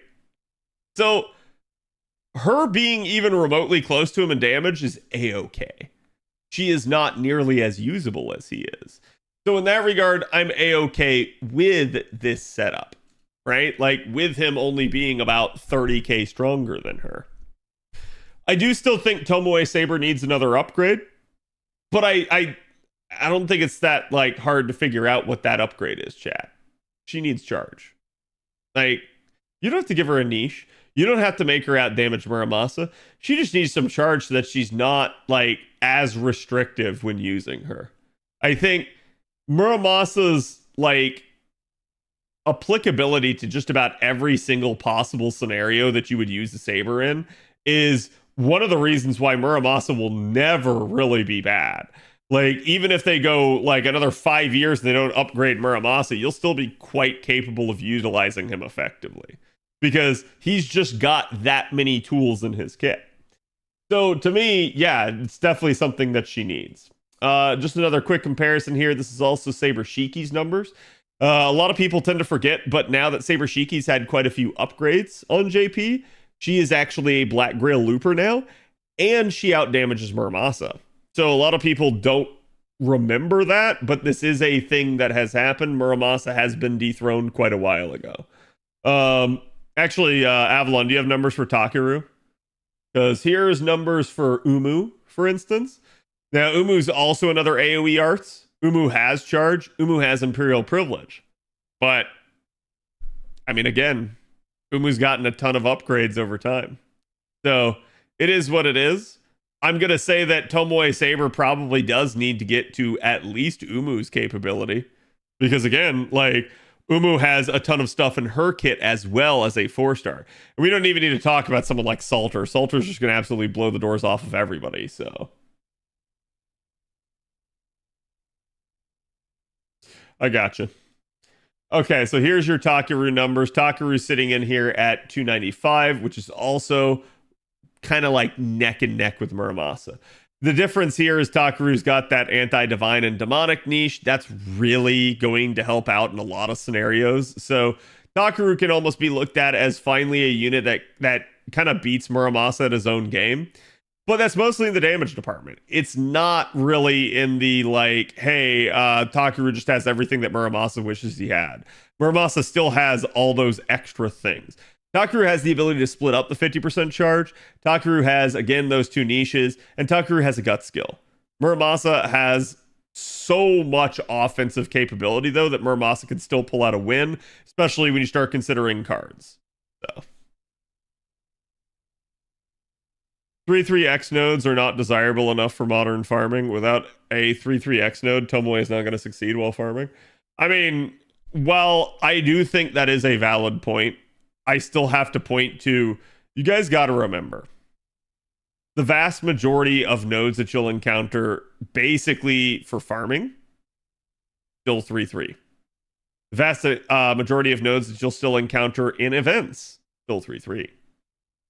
It's only that, like, those last two pivotal events, last two pivotal event nodes that have odd structures. And sometimes story is a mixed bag as well. So there's still a lot of pressure there to be able to do those odd structured nodes. But the one thing I will say for someone like Tomoe, she does have, again, the 100% crit damage and the crit star bomb. So there is the possibility that if you have like a single enemy wave, Tomoe just crits it down. Problem is, you're going to be dealing with card RNG. So it's definitely not ideal, but it could be something where, yeah, if you can crit a wave, boom, there you go, and now you don't care. She is one of the few units that's arts that really can dabble quite heavily into the crit memes, and that is something that has been her saving grace over the years.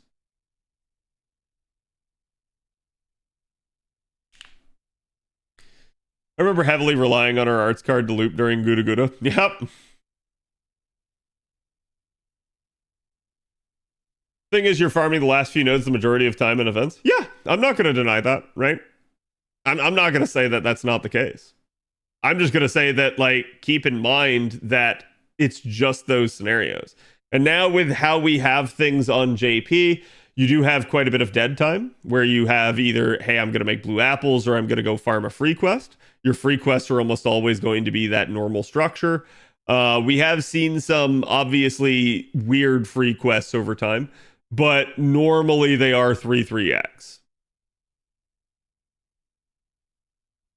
And do keep in mind, chat, with any sort of scenario in which we're using like double Castoria and double Castoria and Oberon, you have another play here. It's not great for your early wave damage, but your other play is make this 1 times and make this 2. Okay? So you do have the capability of maybe getting more out. Would it be ideal? Would you take her in that scenario? I don't know. I'm going to say most people probably wouldn't. But maybe you really like the Tomoe that you have, or maybe your Tomoe is just really strong, right? In either of those scenarios, yeah, you can still make it work. That being said, it's like I said, is there something that she needs still? Yeah, it's charge. I agree with you guys. Like, I'm not trying to deny the fact that her ability to handle odd structured nodes is a thing. However, I'm also not going to overstate that odd structured nodes are this pervasive thing that now everyone must do, right? If you encounter that scenario, I don't know. Like, let's be real here for a second, chat. Who handles odd structured nodes the best? Buster. Because Buster don't give a crap about refund.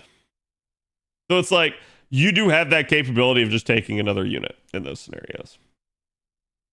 I think FGO has long been a game at this point of get away with what you can get away with. If you're doing a 3-3x node and you're using Muramasa, you're probably doing it wrong. Go use Tomoe, right? Like, use whatever you can. And I know I literally just said this, and I literally am using Muramasa currently in my Duval run there. Though, to be fair, that was only to get the missions done, and I was lazy. But I think the point still kind of stands. Is like, yeah, you should kind of always go for the least common denominator. That way you get to bond other units.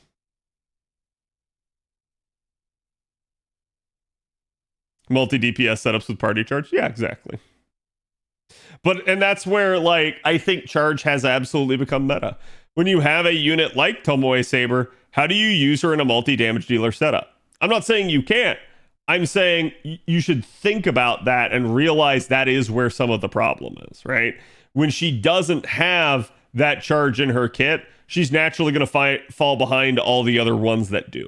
So, you know, oh, do I think they messed up by buffing her NP instead of her charge? No, I don't. I do think this is something that she needed, and they actually managed to kind of kill 2 birds with 1 stone. They improved her NP damage significantly, and they gave her multi-turn arts up, so that now her damage will ramp with each successive NP. So I do think that's good for her, right? Like, I think this is probably the best possible short-term solution they could have come up with. So for that, I'll give them credit.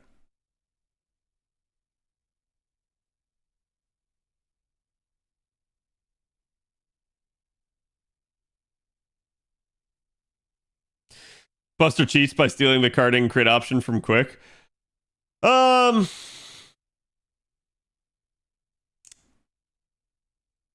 mean, for someone like Bunny, sure, right? Outside of a unit like Bunny, I think you start to have some issues with it, right? Like, it's still going to be RNG just as it is for Quick. Quick can definitely generate the stars still as well. In fact, I think we can argue, at least for like comparison's sake, between someone like Summer Scotty and someone like Koyanskaya, that they both provide that 50% charge. They both provide that steroid up. But at least, again, you kind of just have that star bomb in both their cases. So I don't feel like there's really that insane advantage for Buster right there. Where the advantage for Buster exists is primarily in being able to brute force charge and having that synergy with Oberon that Quick won't have. that extra 50% buster up that exists in his kit.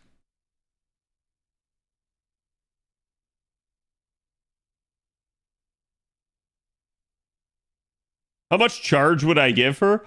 I don't think she needs an absurd amount. I'd probably give her like 30%. And I feel like that would really open her up. Not only would you have the 30%, you would be able to combine that with a maxed out append. So now she can start with a 50% C and a multi-damage dealer setup. So again, you're talking like a bunch of lotto comps and stuff like that. But you'd also have scenarios in which, again, that's just going to ease the refund numbers for her to be able to handle an odd structured node.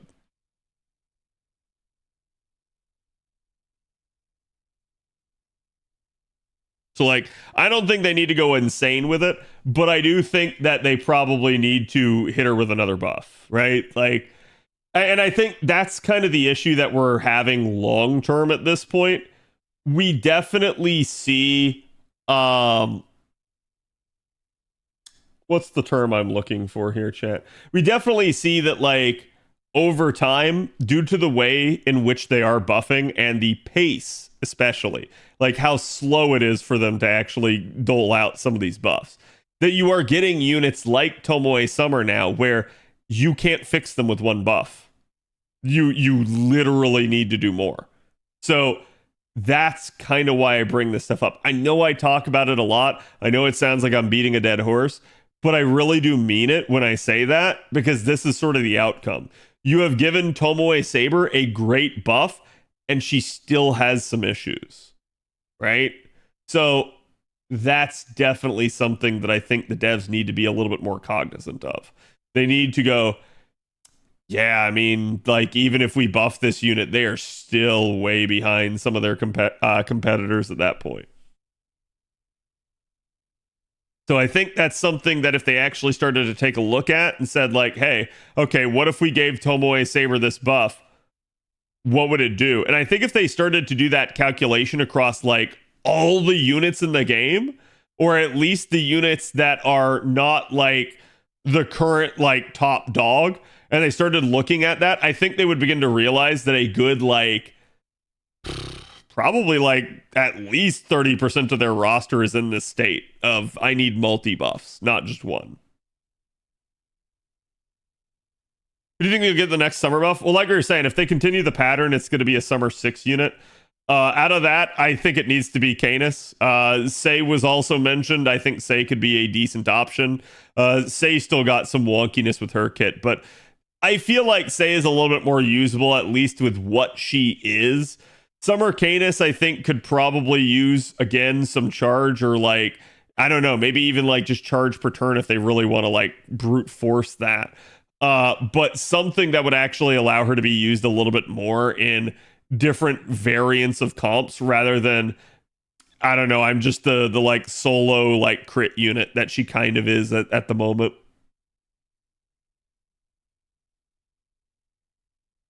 Gonna be Mabe. I think Mabe needs a buff. Chat, Mabe is summer 3.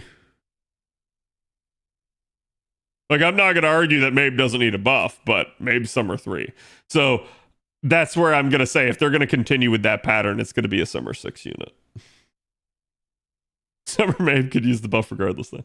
She's not as bad as most people think she is, because if you guys will remember, she did get a buff. But yeah, I'm not going to say she's in a great spot. Next banner is BB, Mabe, and Double X. Oh, interesting. But have they done a buff on every banner? Let me see.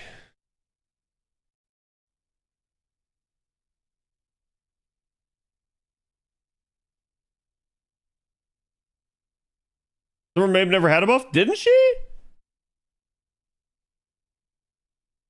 I thought they buffed her in P, but maybe I'm misremembering. Oh. Yeah, you're right. She hasn't had one. Interesting. I could have sworn they buffed her.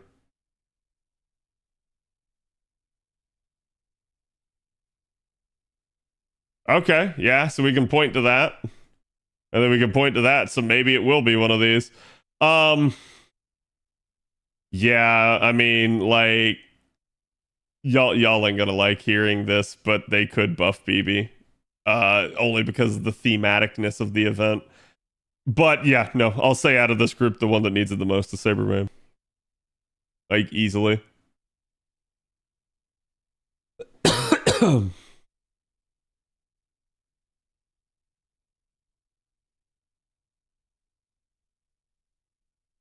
BB got a lot stronger with the Pen 5, yeah.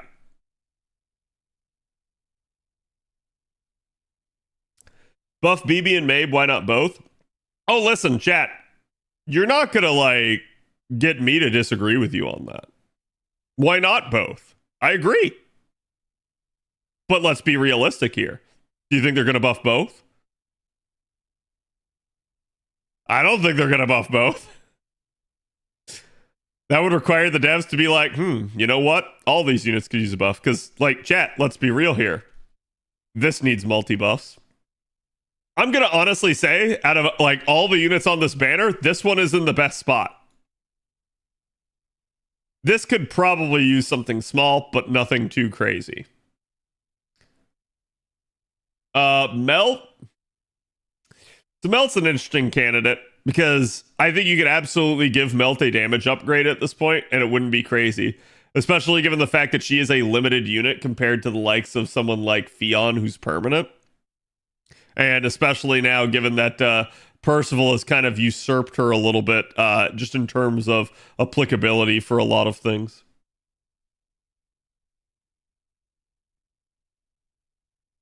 Yeah, I mean, she is now a Black Grail Looper, chat. She could use a buff. If you know, you know. It's the freaking demerits. There's just no point to them. This still needs another buff. Ilya's not in a bad spot within the 4 stars. But I can't say the 4-star AoE archers are doing too hot. That needs a buff.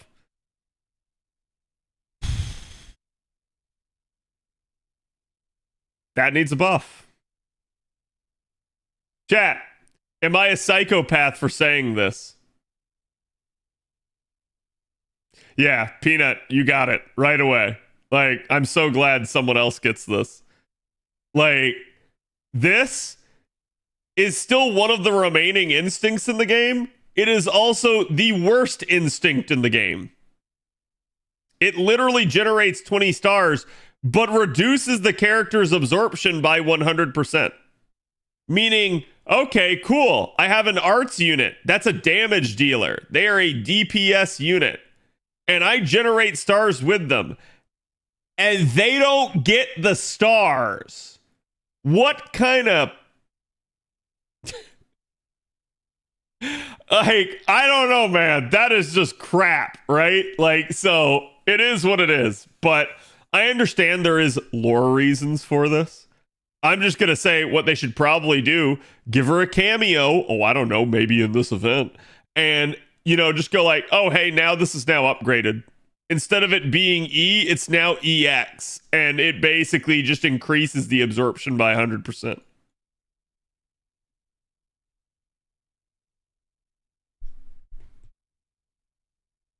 Yeah, it is one of the worst designed intuitions I have ever seen.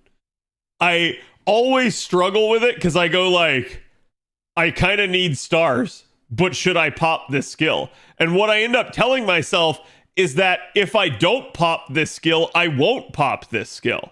So it's better to just risk it and see if I get the stars than to just not pop it at all. But there is the occasional scenario where like I end up and I'm like, man, I gotta have a crit for her arts card here, and I have like 80%, and I still haven't popped the star bomb. Then it's a difficult decision because I go like, oh man, should I pop it? I might get 100%, or I might end up with 0. So it's like you're damned if you do, damned if you don't in that scenario. At that point, you just take the 80% and you pray to God that 20% doesn't show up.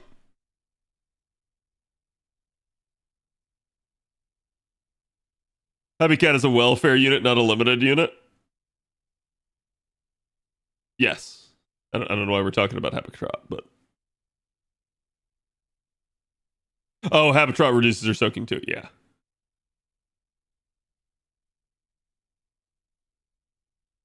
Oh, not 90% missed. Yeah. Start with quick card ignore skill. Sometimes you can't, chat.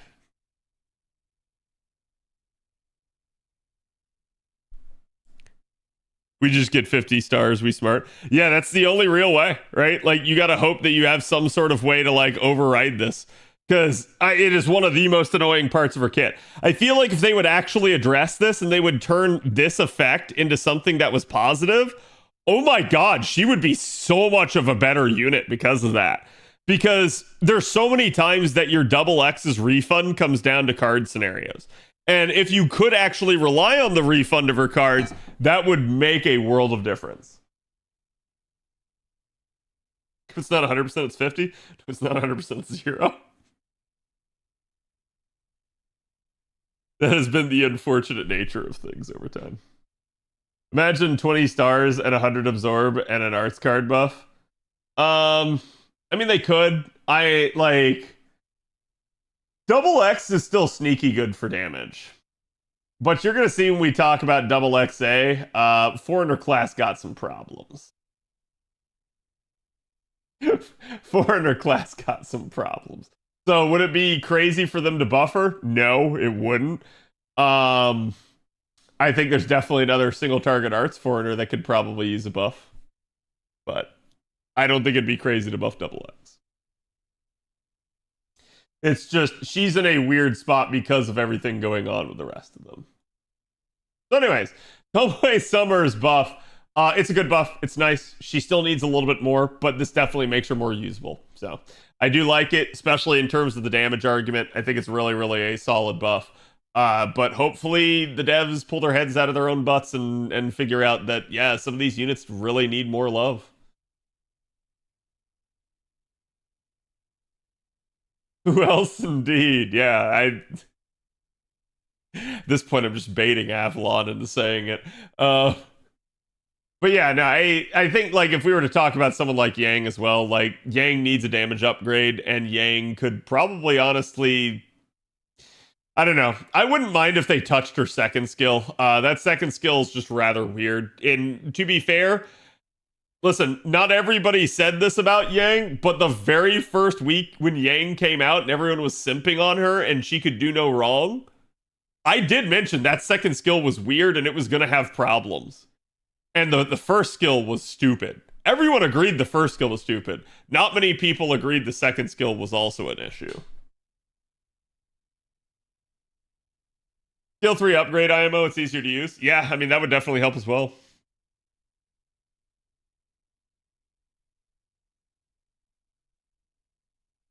Skill 3 upgrade to have a battery instead of changing skill 2. I enjoy Yang. But you already have a battery, Avalon. You can't ask for a second one. That's cheating. Bad, Avalon. I enjoy Yang. Yeah. I do. I like her as well. Yang was one of those units where, like, the initial hype over her design really made people blind to the fact that her kit had a ton of issues. And then, like, about a week later, there was a ton of, like, buyer's remorse. Not in the sense of, like, oh god, I hate that I rolled this unit, but in the sense of, like, wait, she's not nearly as good as I thought she was. And that's kind of what ended up happening, and a lot of people got upset over it. But yeah, and we've kind of seen, like, they have at least fixed the most problematic part of Yang's kit, which was the first skill, so. But she definitely needs another one.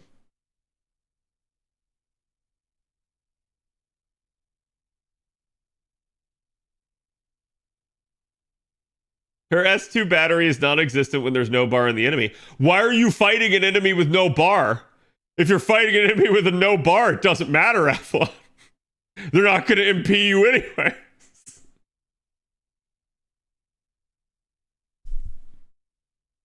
Nah, like I said, I think that's why the second skill could use some adjustment, right? Like, it has always been the weird, problematic skill that has held her back since the first skill got its adjustment.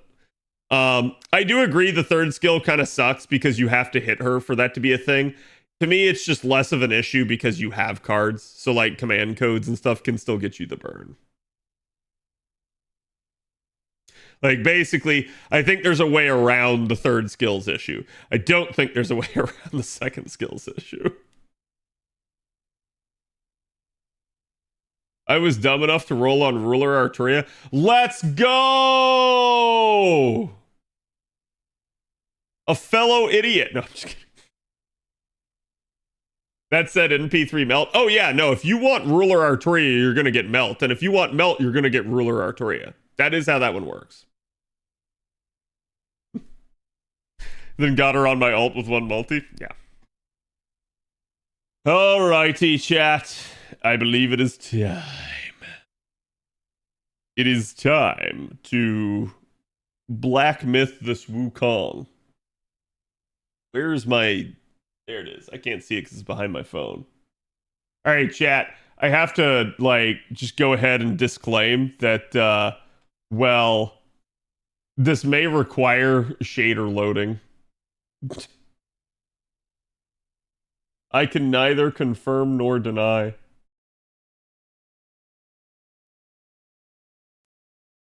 Let me also put myself into streamer mode over here.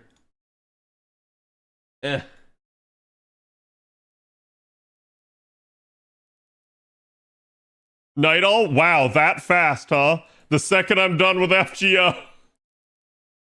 Damn, wild. Let me switch scenes here.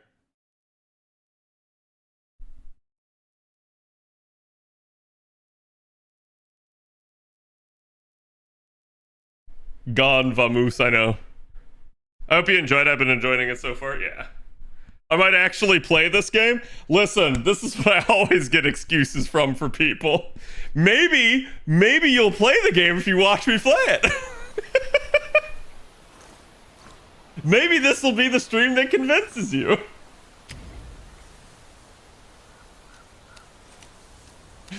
Okay, I did tweak the settings a little bit here ahead of time.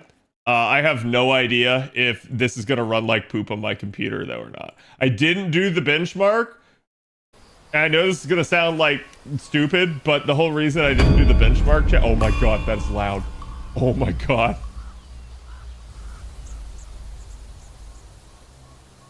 I'll tweak that if I have to.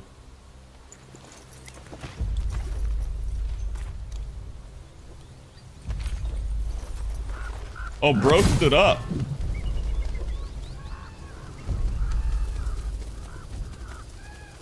Oh.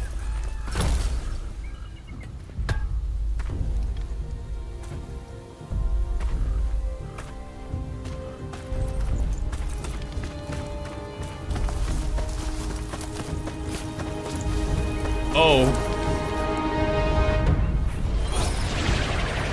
Oh, we got the Nimbus. Dude, it's just like Goku for real.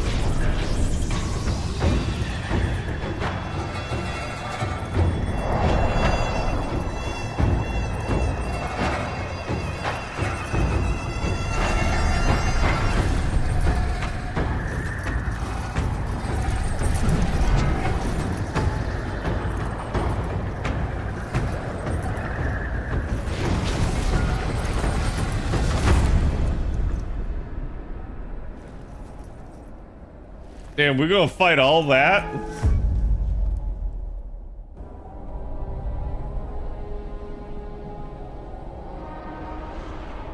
This man about to Giga Chad.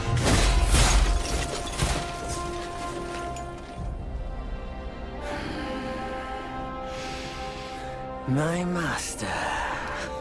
Safe. The scriptures. Sound.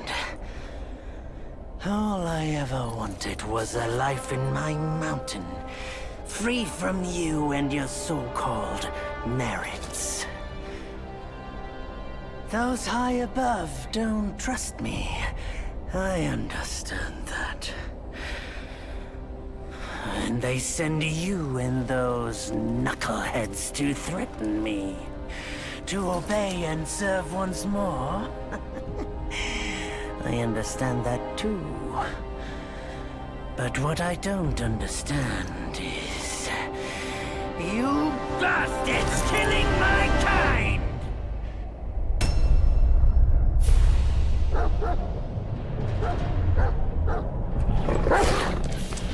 Fork?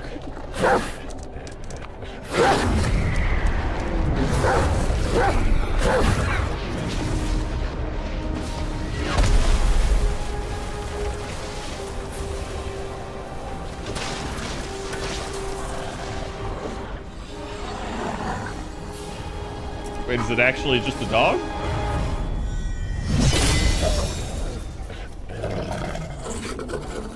Stay back! Stupid dog. Wow. Dog's just being loyal. Mark this. He's not just any monkey. He's a monkey of merit. I don't like a this guy. monkey was made Buddha once. None other than me can challenge him to a duel. Look, monkey. I don't make a habit of fighting someone I've bested before. Here's my offer. If you lose, I'll take you to the Celestial Court. They will stay and level your mountain. But if I lose, I shall certainly take revenge, and they will level your mountain nonetheless. Then why the fuck is he gonna fight you? How tragic would that be, huh? You are one of the court. We don't need to resort to violence. How about you bend the knees, admit the wrongs, and we can put this behind us.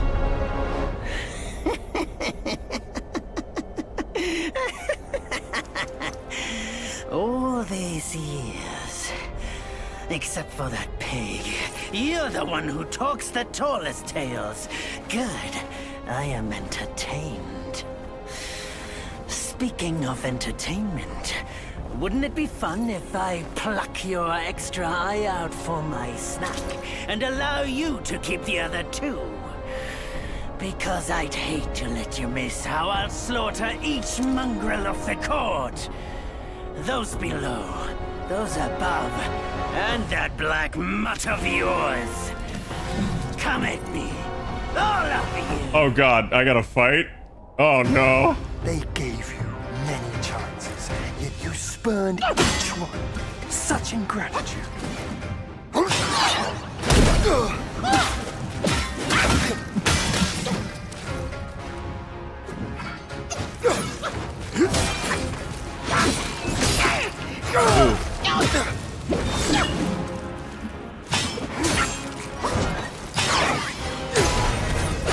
Oh my god, the freaking, like, 4-hit combo.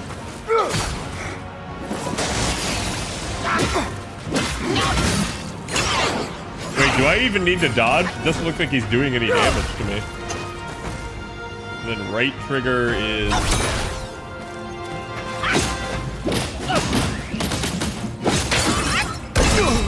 Oh.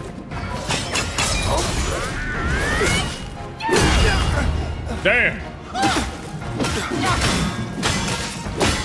Cat, how's volume, by the way?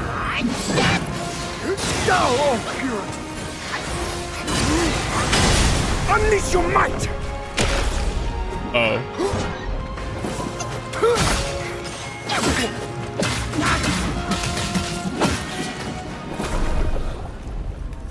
Oh, he ran off. Volume's fine. It's a little loud on my end, but as long as it's good for you guys. The victorious fighting Buddha. Have you any idea how many would give their everything for immortality? Immortality?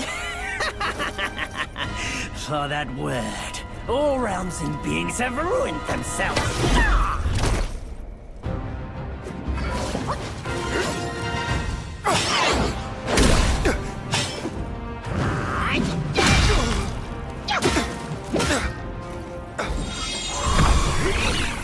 What is that? Oh my god, are there like 20 of me now?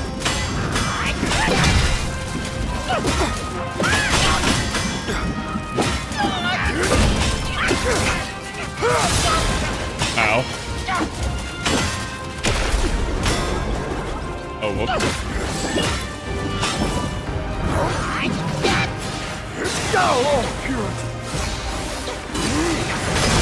Unleash your might!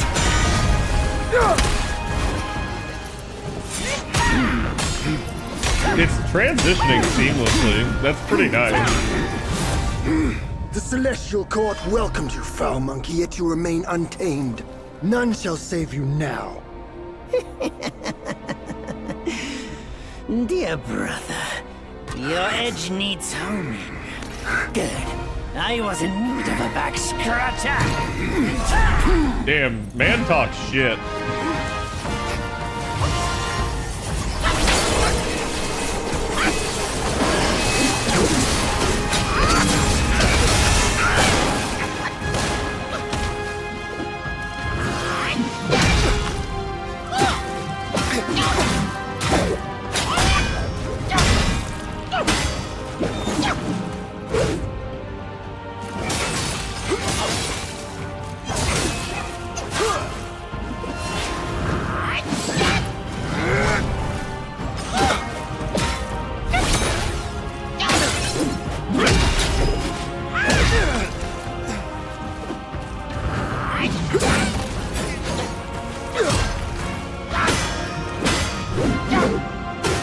Okay.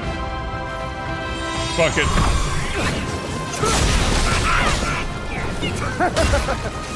Your phone.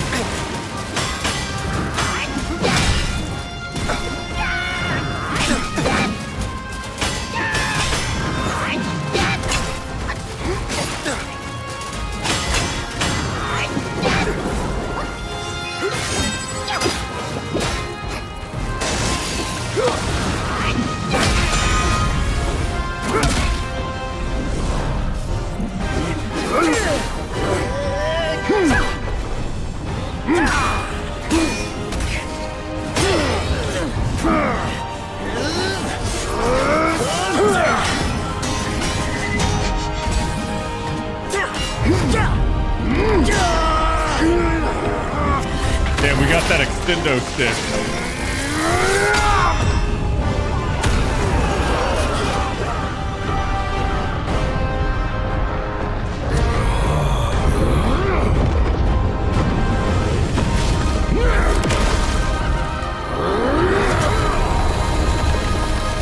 Oh, that's cheap. You interfered with a duel. You bastard.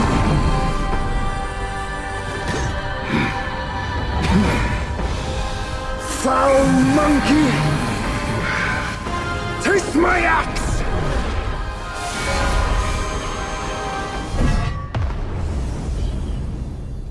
Missed me with that shit.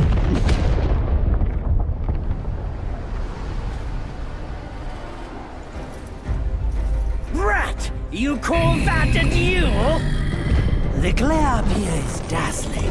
Fight me in the woods if you have the guts.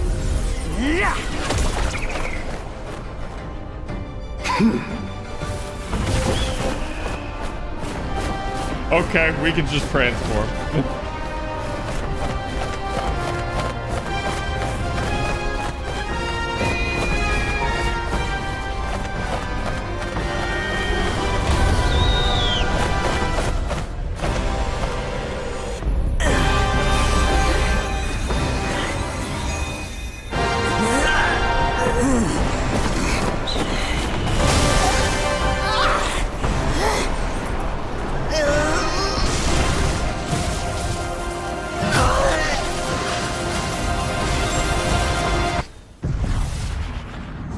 There's a little bit of a hiccup there with that transition. But I suspect it's because they had to load us into this map. Is it true you can get attacks right off of rolls, lights and figures? And so ends the last tale of Sun Wukong. A hero who You treasured probably his shouldn't. freedom above all else. This is what I'll say Buddhahood in my he official attained, capacity. yes. But cumbersome, he found the celestial rules, for he yearned to come back and to revel in the simple joys with us. Little did he know, his choice to forgo the life above only fueled their mistrust.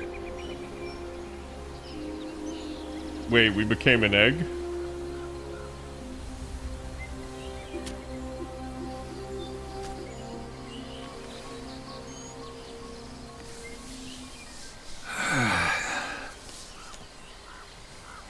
This stone has stood for countless days on the mountain.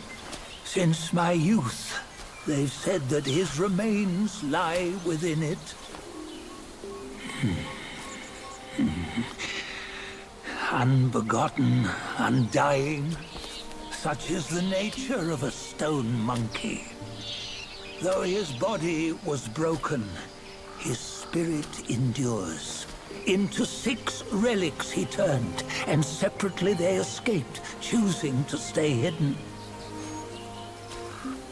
Oh, I'm sure I have to find those relics. Those are the 6 senses of the great sage. Yet no one has ever seen them, not in centuries. Oh look, it's me! I'm old now. Venture through all the lands I cannot. Yet among you, there might be one who is destined. One that shall recover all his scattered relics. And upon the return of the relics to Mount Tuaguo, he may yet rise again. Planet of the Apes? I keep getting that vibe, yeah. So chat, because I'm not super like familiar with Son Goku and Journey to the West and all that stuff, like I assume that like this story here is not going to be one-to-one perfect with the myth, right? Like, I assume it's gonna be like a sort of retelling, a what if. Meant to be after. Okay, that's what I was trying to make sure of.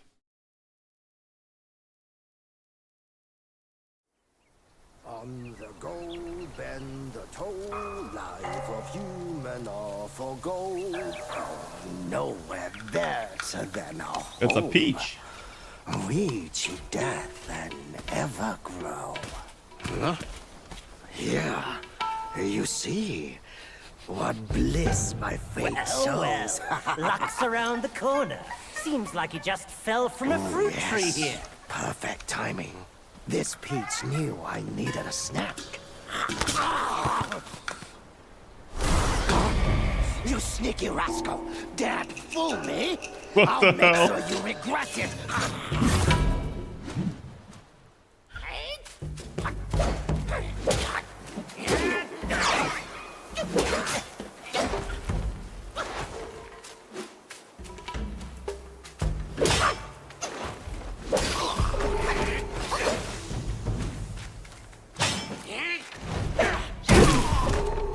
Okay, that worked. No matter how many times you come around, you're still as mischievous as ever, eh? Is that like a double roll? Yeah, interesting. Is there a run? Okay, it's the left trigger. Wait, right bumper? Oh, you gotta hold it down if you want to. Or you can click in the left stick. Master said something about a rare guest today. You be the one.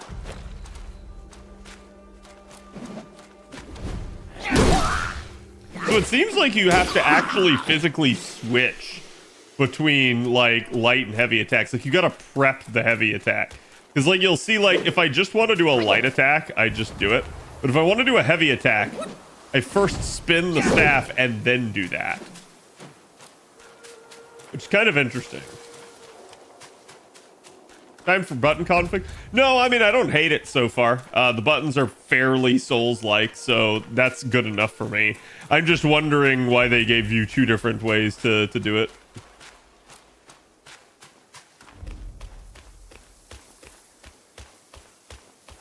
Monkey see, monkey do. Fail the heavy attack, you get staggered a millisecond. Yeah, I definitely saw that in the prior fight. Hold Y to charge up and build focus. Oh, okay.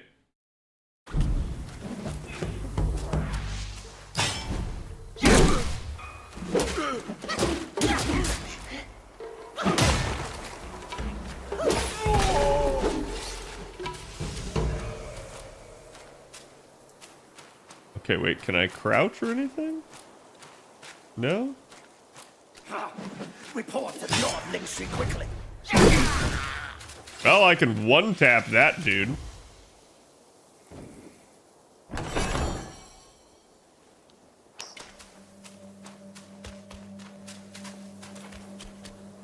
Okay, I guess we go this way.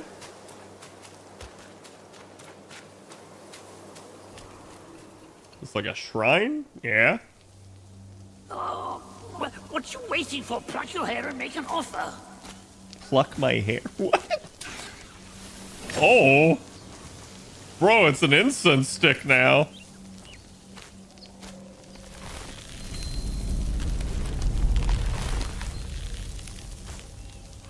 Hey, wait! I, the keeper of Black Wind Mountain, have long been waiting for your arrival. Bro, that head. Oh, his spitting image, I'd say. Up ahead is Guan Yin Temple. Okay. Once it was bustling with worshippers. Reminds me of before Neo it a was little. I can see that. ruined by that fire. So far, it doesn't seem like it has the combo system like Neo, though. Then the temple was rebuilt. Oh, what good is it to rebuild a temple if the goodwill of men has been burned to ashes? I wonder if our main character's gonna talk, or if he's gonna be silent pro tag now. But they haven't forgotten you. Oh, that's a tough one. Good luck to you.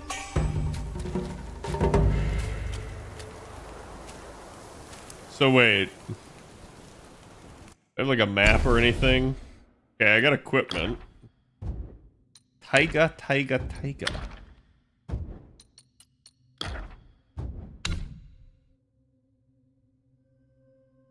Free the soul from the body and guide it back to the last keeper shrine visited for resurrection. Okay, so this basically takes you back to a bonfire.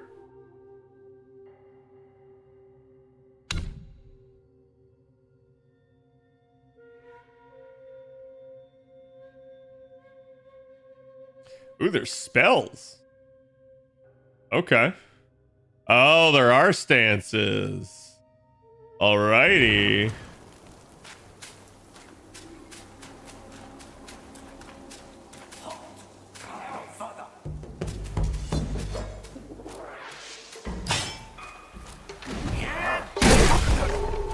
Oh, wow. Oh, wow. 2 for 1, baby. God damn. It's like great sword build. Yeah,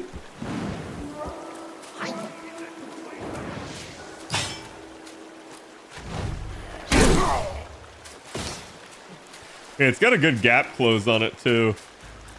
I think I'm trying to see is like, could I climb this or anything? Okay, no, doesn't look like it. This game is more action-oriented, like God of War, Scarlet Nexus. Yeah, I mean, I've seen people say that. To me, this is absolutely a Souls-like. Just due to the way that, like, the enemies are kind of functioning. But I will say I do believe that there is no penalty for death, from what I've heard. Like you don't lose souls, right? Like, so in that regard, it's definitely set up more like just a normal action RPG. We monk, but no climb. I mean, I guess I kind of understand, right? Your face looks familiar.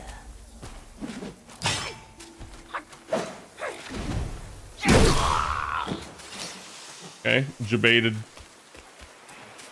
Bejaded.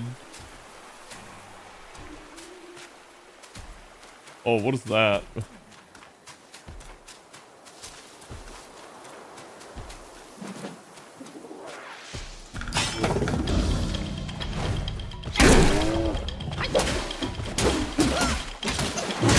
Oh!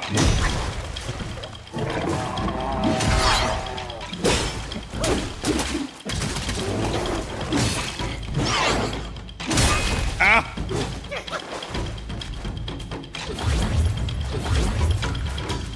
Okay, I think I double healed on accident there.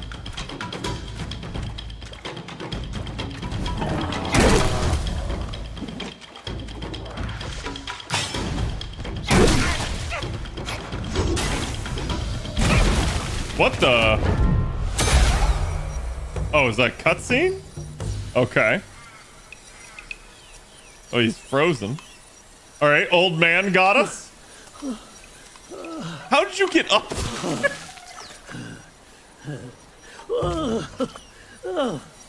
It's been a while, but the immobilized spell still works like a charm.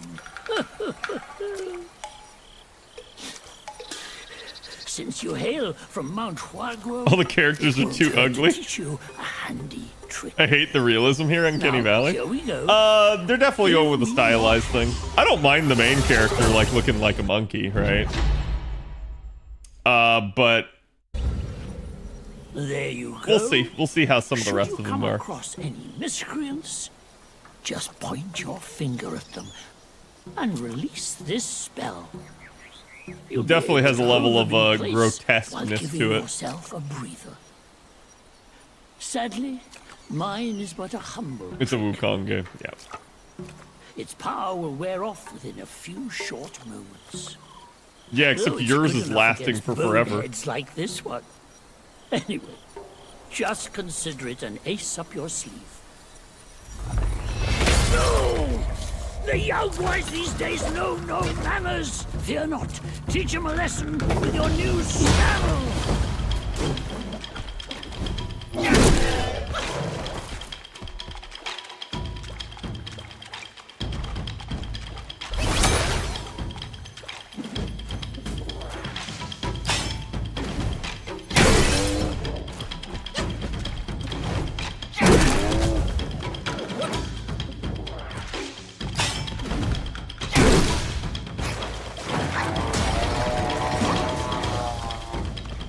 Okay, so stamina is definitely something I gotta keep an eye on.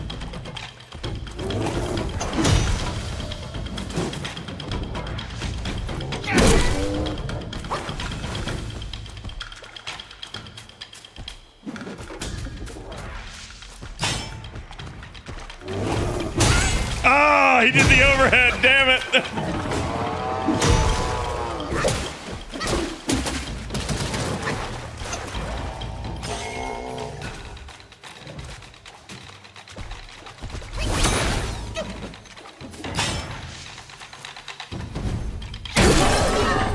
There we go. Okay, so I'm not sure what the sparks are. I assume will is like my experience. Maybe sparks are like based off how many enemies I've defeated or something. Okay, can't break the thing.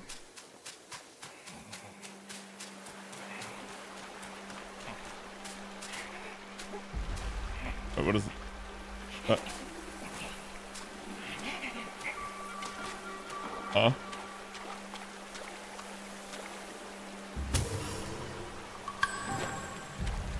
Skanda of form.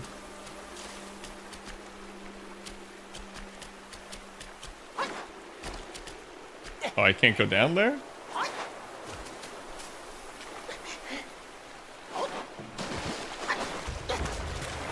Okay. Weird.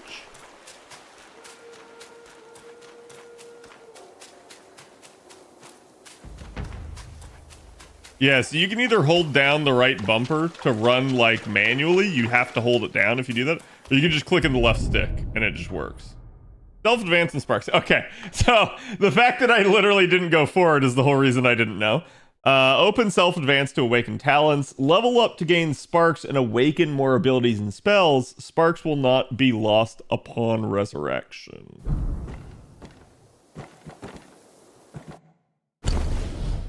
Okay. Chanting scriptures. Better to have abilities in hand.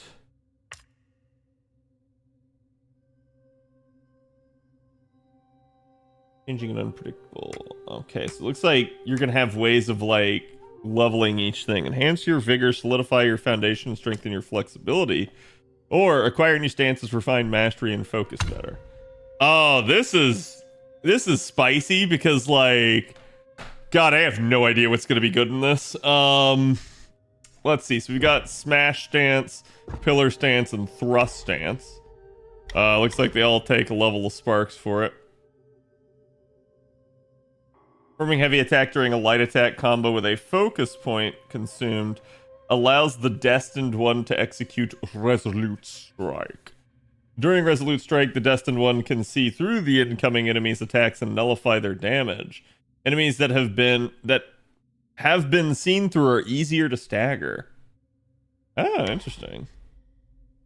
Enables sprinting while charging. That might be useful.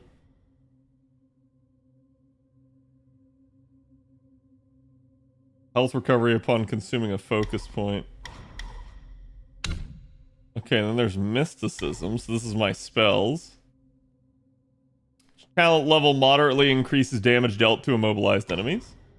Hitting at immobilized enemies with a light attack slightly extends the duration of the next immobilize inflicted on them. This effect can stack up to 5 times. Could definitely be useful.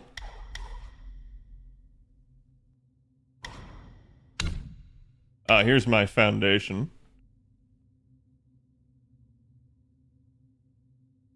Smash or pass? I don't know. Stamina cost of sprinting. Stamina cost of dodging. Engage distance of light attack starter. Moving forward while using the staff spin initiates mobile spin. Well, I don't know what the staff spin is yet, because I don't have that. At least I don't think.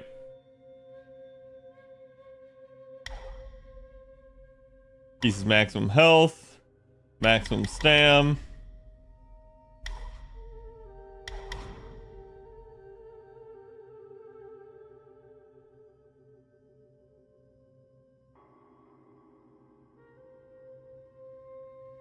Left trigger is staff spin? Okay. Wait, but it... Oh. Oh, okay.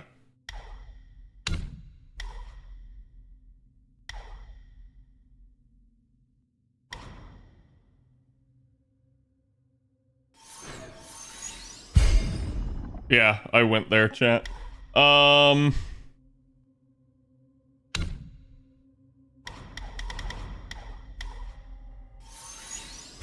I think we go ahead and we get a point in stamina.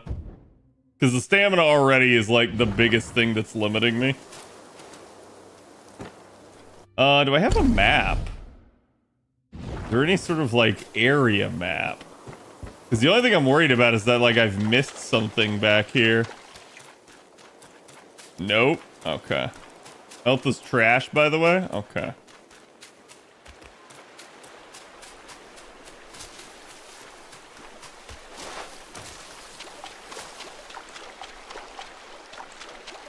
Oh, I can't harvest more heads. Sir, some flesh for our taking.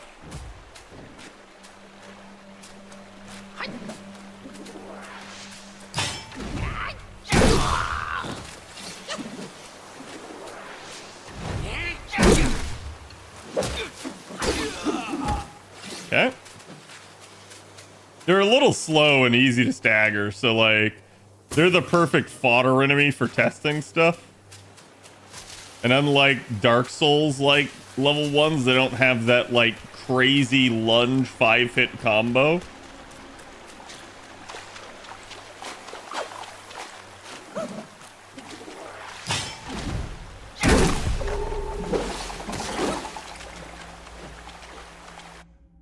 Lesser Yao Guai anecdote?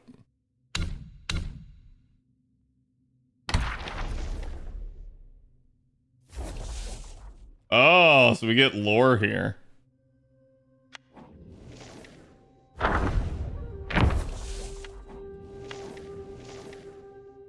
Interesting. A bestiaire, yes.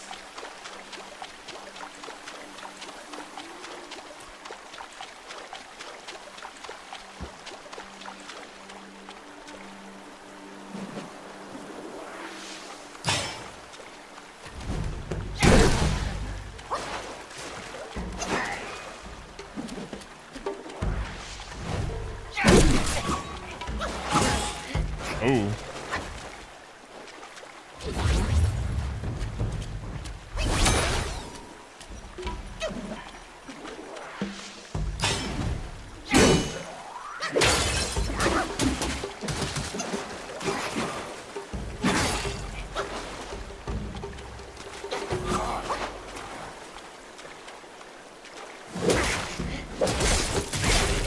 Oh.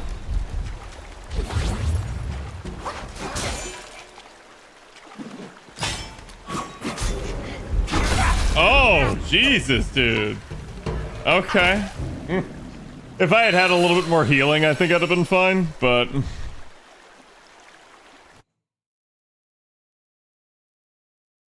Yeah, the thing I'm still trying to get used to with this is the dodge is like... It's always like a little bit less than I'm expecting it to be, if that makes any sense. Wait, wasn't there an enemy here the first time?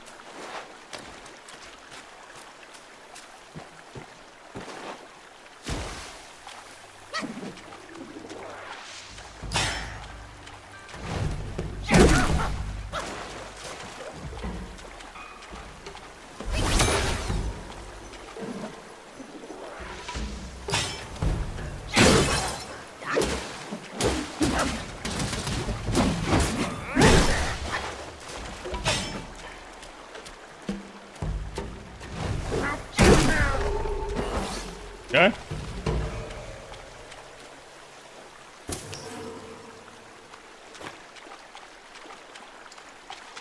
I got a purple lingsy.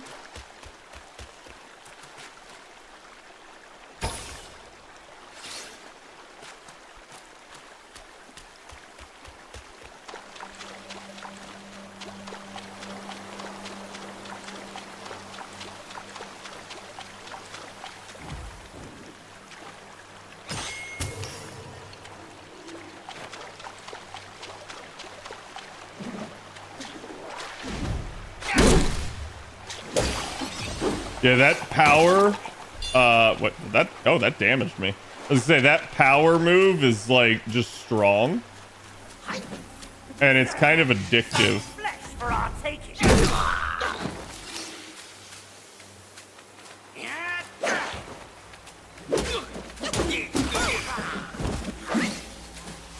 Okay.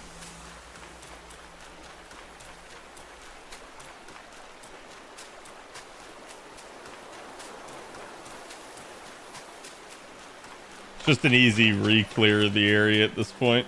Because these enemies, like, once you at least understand the basic light and heavy attack, they don't do anything. Only that crow posed any threat because it was fast.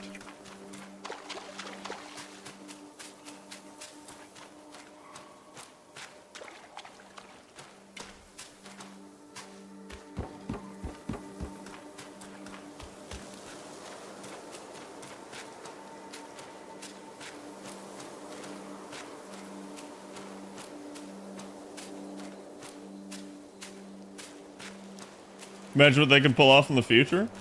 I mean, this game was in development for a long time for them. And I'm gonna be real with you. This has a level of polish that I wouldn't expect out of a first-time studio. So part of me wonders, like, did they receive external help? Which, like, it's not a knock against them, but just, like, I wonder how much of this was possible due to, like, external funding and or manpower, right?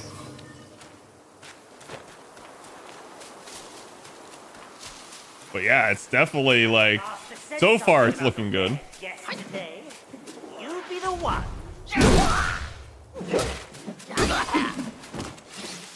Okay. Everything rather simplistic at the moment, but to be fair, I did not unlock anything that would make things more complex. Lock-on tracking's really, god damn it, really good.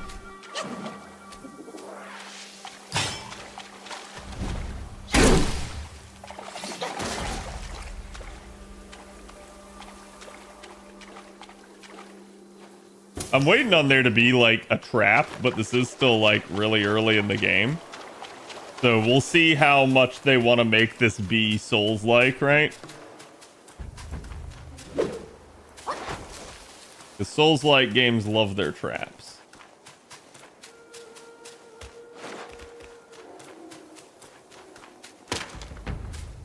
You see, I keep seeing that flash of red there, and I keep thinking it's a lootable item.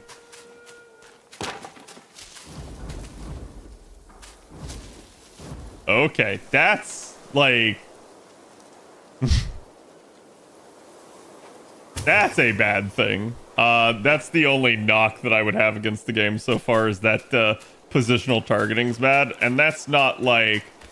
I hate that I'm gonna give them a pass on that, because that is such a common issue in video games lately. Where it's like, yo, can I just gather this while I'm in the area? No, you have to be standing in the exact perfect position. I think that's usually they don't want to make things like too equipable, like too grabbable, so that they don't like risk you accidentally hitting the wrong like prompt, which can piss players off, especially in the middle of like combat. But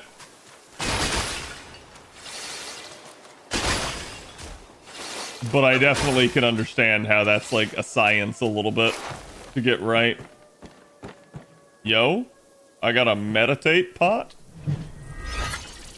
Or a pad, a pillow?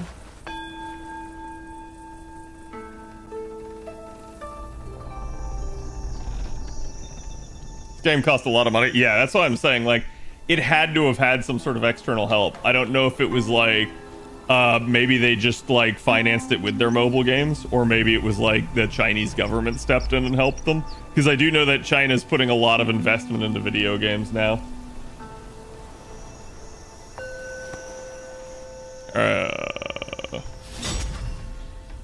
Yeah, Melena?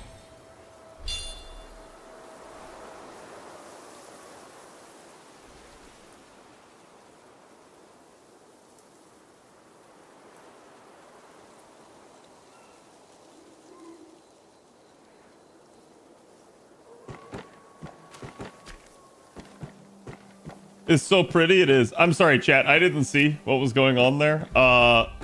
What did I get something for meditating? Like, it looks like it restored my health, but you got a spark? Okay.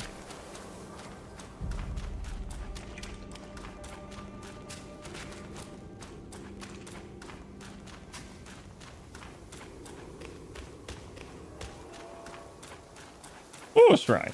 All right. Oh my god. I can tell that's gonna bother me, because that's one of those things where Souls is usually pretty generous on that. So I keep thinking I can just run up and press the button, and it's like, no, you gotta be like at the actual point. Wait, reignite the sparks. Oh, it's just spending your sparks. Okay, that's really...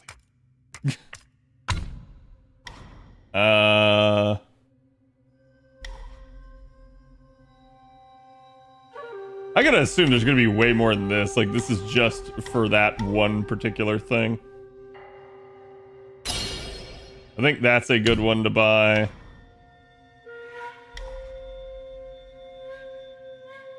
Performing a heavy attack during a light attack combo with a focus point consumed. The only thing I'm not on that I'm not sure about is what's the with a focus point consumed.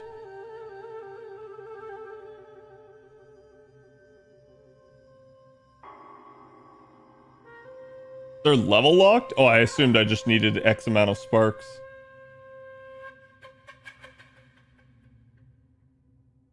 You can parry with this? Are you really parrying, or are you just like invalidating the attack and like hitting them through their attack? Like, I'll grab it, but I'm not sure like what the heck to do with that. Trailblazers gift? Oh yeah, so I did buy the deluxe edition. So I don't know if these are like cheat items. I'm sorry if they are.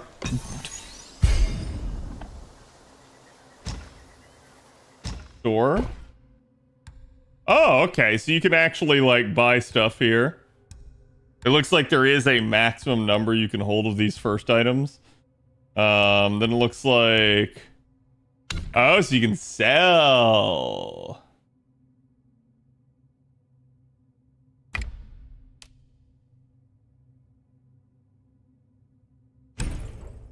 Okay. Accumulating them by light attack spamming. Focus point on the bottom right. Okay.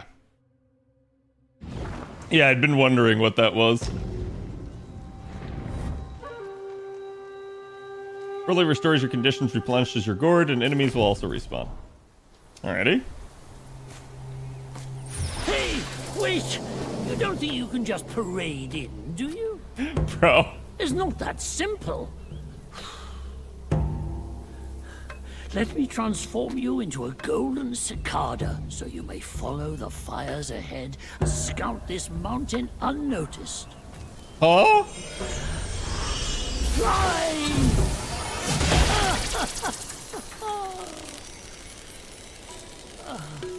It might be humble, but my shrine is very versatile. You'll get it soon.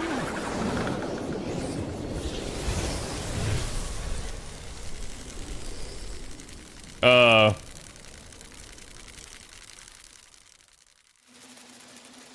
feel like this game's really buggy.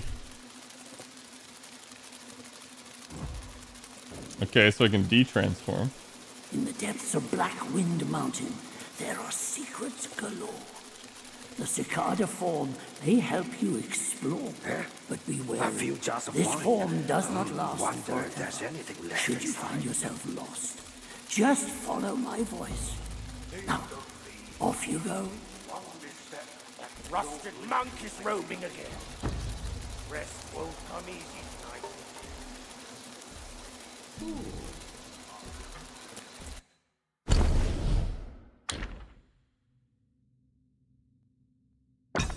Okay.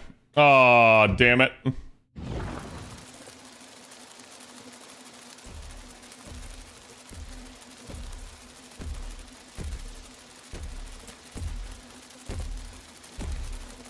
Is that Thanos?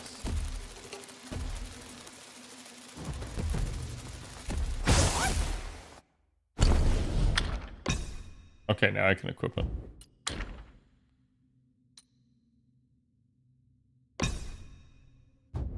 It's literally a money cloak. What better way to show that I have spent money on this game than a cloak made of money?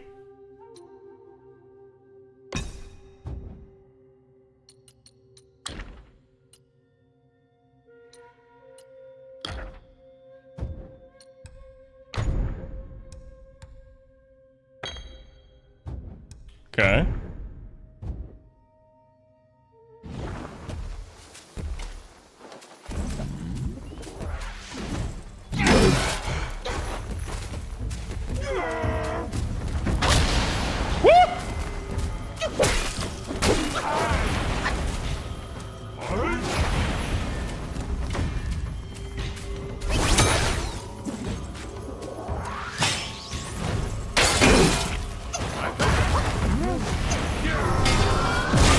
Oh!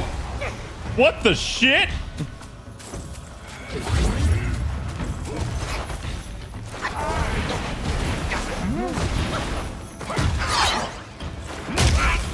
Oh. Oh my god. Why is he so damn strong?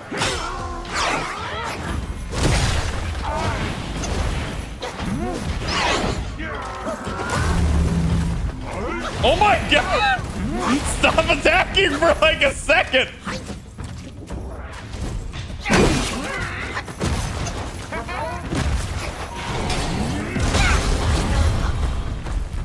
Bro! Oh my god! Can confidently say I died to him 12 times. It feels like I'm like under leveled already because like he's just chunking me. I recommend coming back to him. Yeah, like he feels like one of those like Souls bosses where it's like, oh, I'm gonna take him out. And then like he's just the immediate like, unless you can no hit him, you're going to die.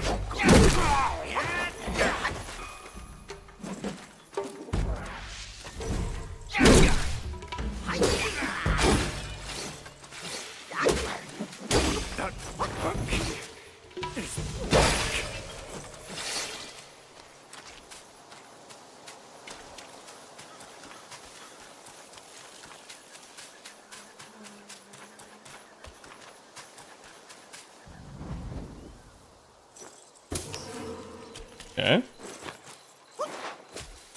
Whoop.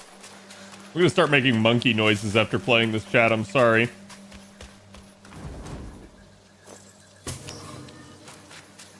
Thoughts on the Monster Hunter armor look changes?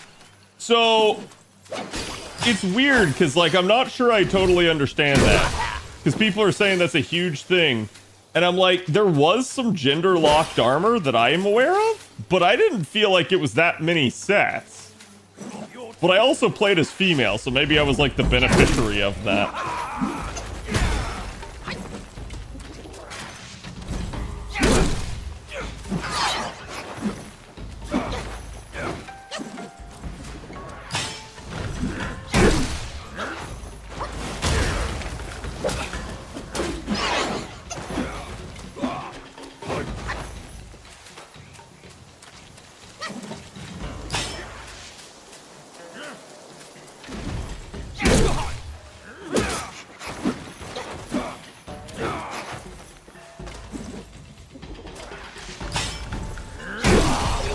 Okay, easy enough to bait. Big heavy dude die with that.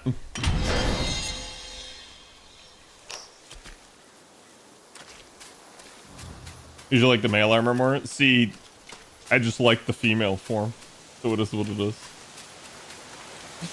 No, I didn't. God damn it! What the hell?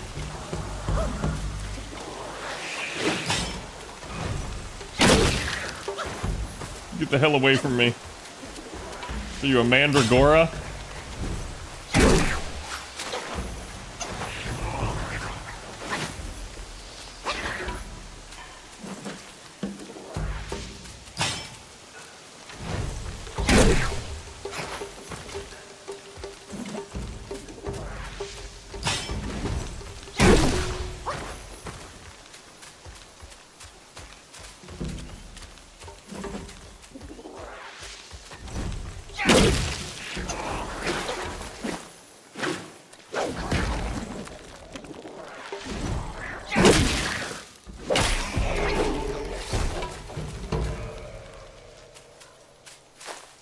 Okay.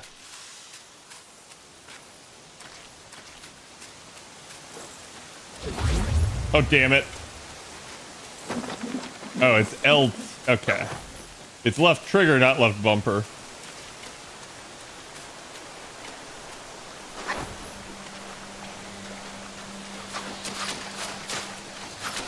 Yo, where you at, big boy? Come here. You gonna start shooting at me? Oh. Looks like you're gonna aggro to me anyways.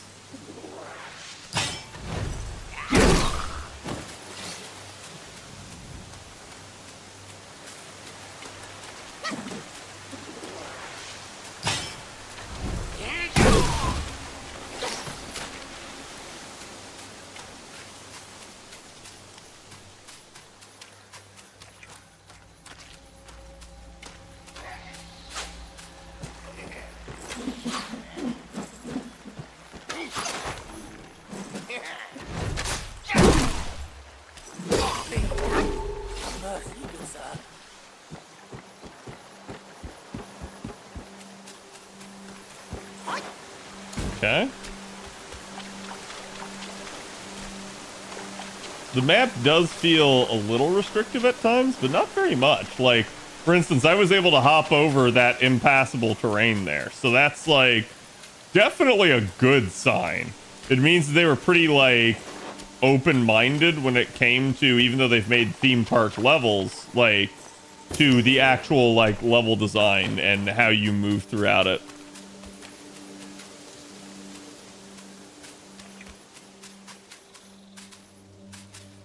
Who goes there? How dare you interrupt my meditation?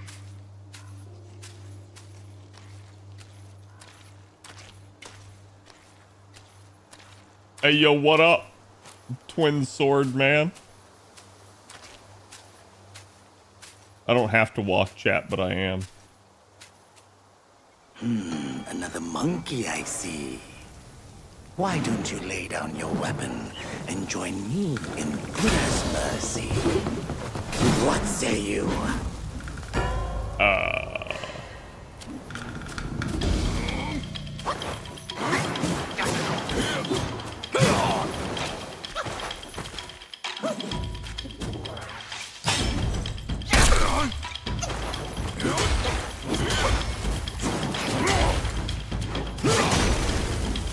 Oh my god, dude.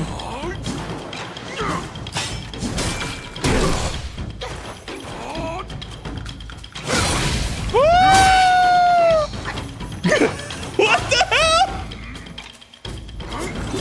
Oh no! No! It's popping the gourd!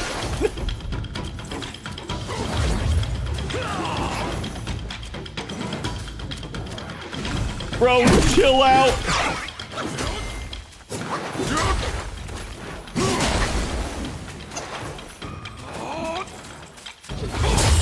I just want to have my gore!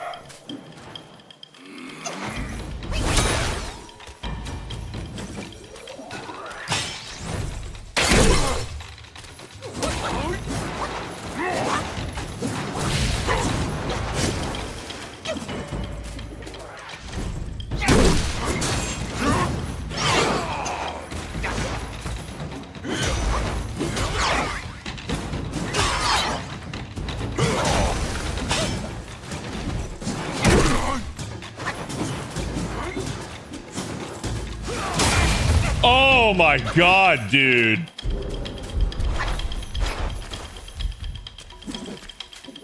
Well, I ain't beating him the first time.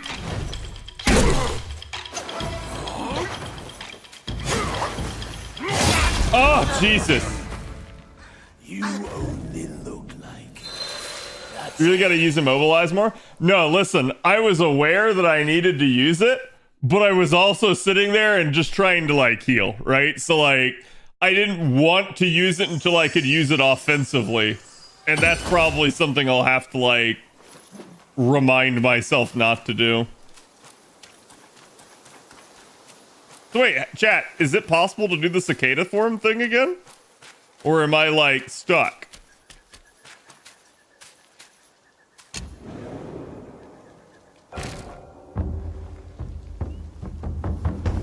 Not that I know of? Okay. You bought it as well? I did.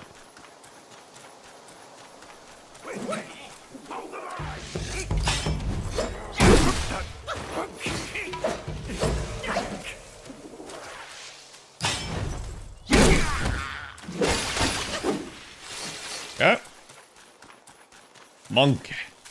Monkey. Monkey. Oh, what the heck? Oh, I ran out of stam. That's weird.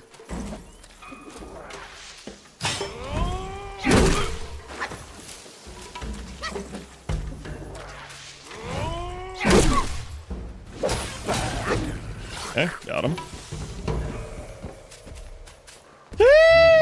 Nope, nope, nope, nope, nope, nope, nope, nope, nope, nope, nope, nope, nope, nope, nope.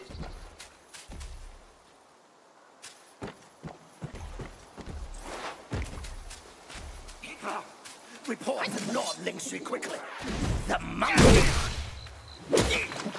The monkey has kicked your ass.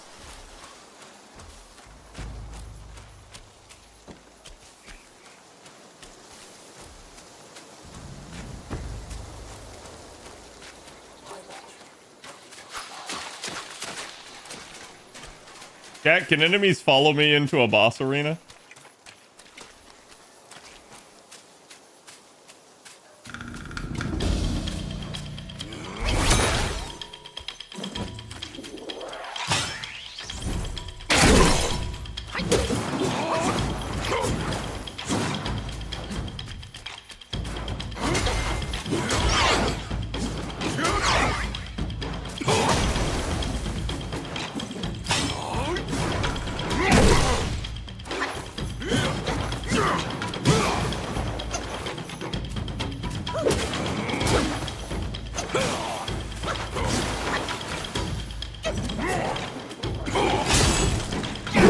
Ah, damn it.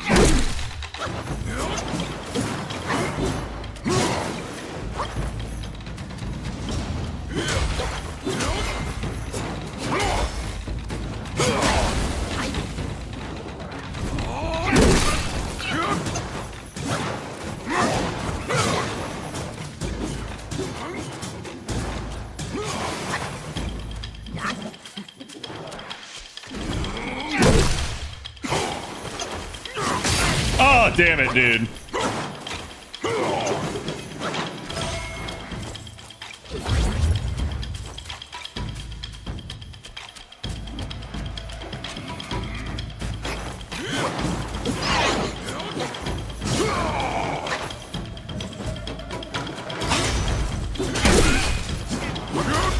Well, at least I got him too.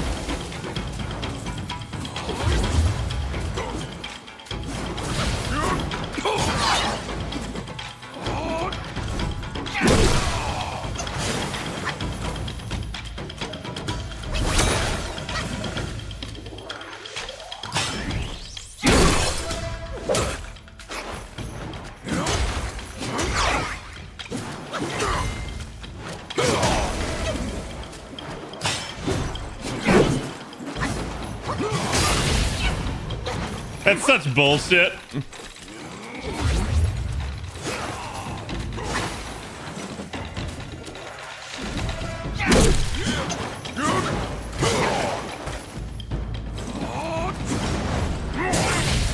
Fuck off, dude!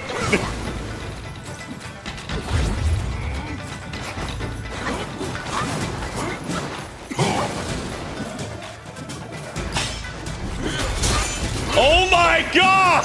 Fuck you!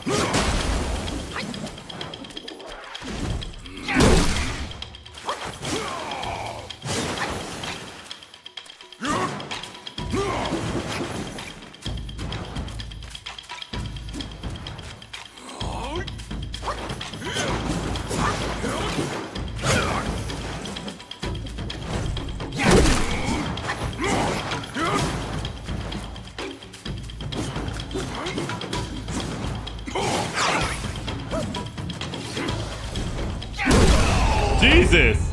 Like, I had that so well in the beginning, and then all of a sudden, he just only did overhead slashes. So every single one of his attacks was perfectly designed to interrupt my overhead attack with him. Oh my god.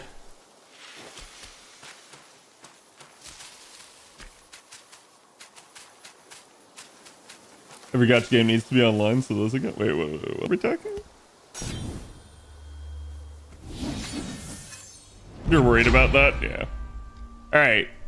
As the feral flurry intensifies, with each fierce thrust, the flames do rise. Transform into a wolf guy and inflict scorch bane on the enemy with each attack. Ooh. So do we get like... I was gonna say, do we get like one transformation? Like we have to swap between them? Because I've seen that there's like other ones. Selecting them grants the ability to briefly take on their forms in combat. Each transformation has its own strengths, making them worth experimenting with. Transformations continuously consume might and require a full gauge to initiate. Using spells during transformation further depletes might, and once it is fully depleted, detransformation occurs automatically. Subsequently, might will gradually recover.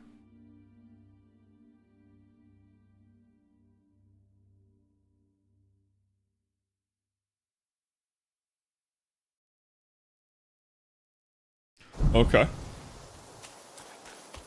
It's like Neo Soulcore. I was gonna say, it reminds me of Neo.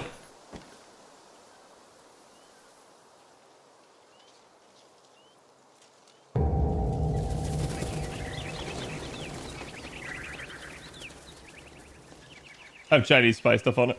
I mean, listen, it might, right? Like, at this point, I hate to say it, chat. It's just kind of up to you guys to decide whether or not you want to, like, risk stuff like that. Chimes so grand echoes in the forest, Yao Guais will surely be alarmed.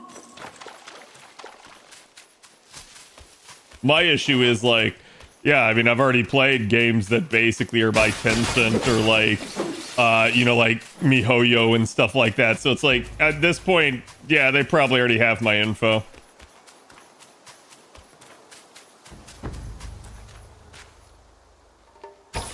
Okay, pick the nose.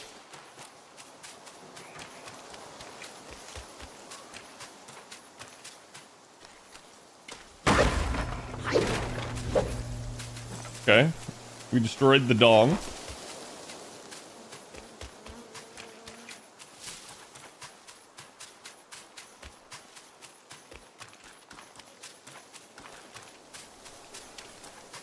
Has alerted the local Yao Guai, yeah.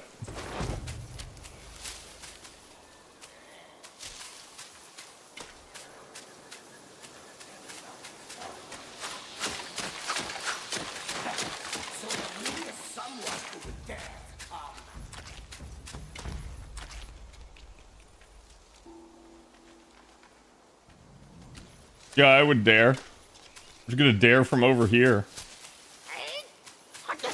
What the?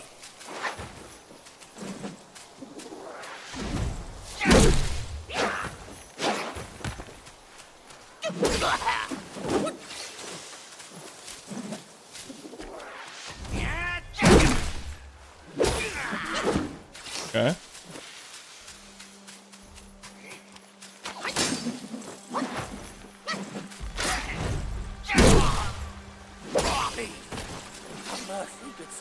Okay. This is all the area that we've already been to before. And then there's like Big Baby Man is somewhere out here. I'm not sure where Big Baby Man is.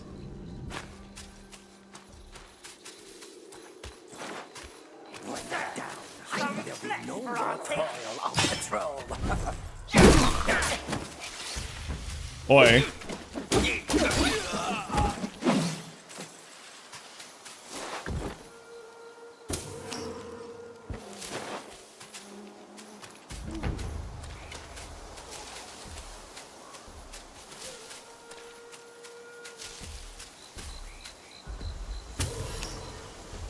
Okay, there's Big Baby Man. But I ain't got no healings. Big Baby Man gonna kill me if I don't run by. Is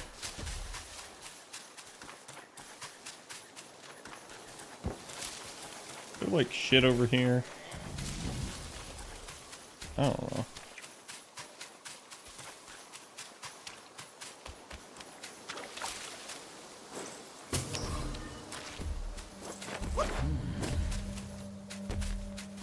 Okay, we let Big Baby Man go. Get that aged ginseng.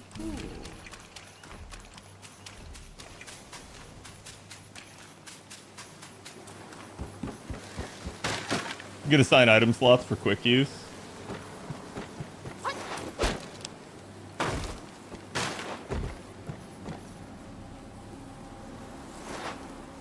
What do you mean? You're talking about like the D-pad?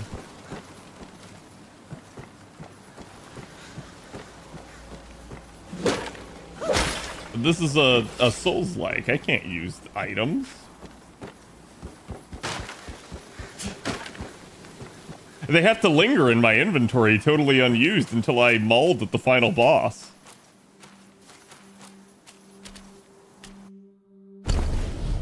Let me see.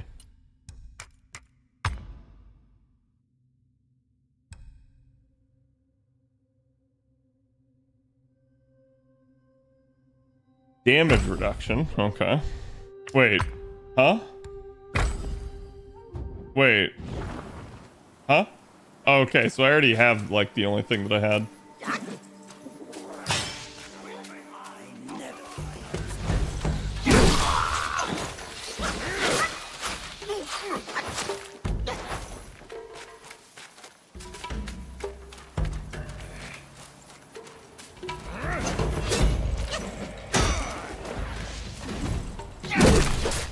Oh, you're actually beefy. Okay.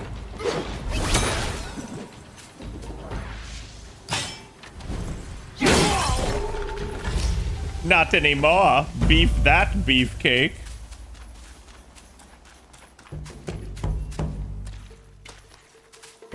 Listen, I know you're not the archer. I see the archer over there in the distance.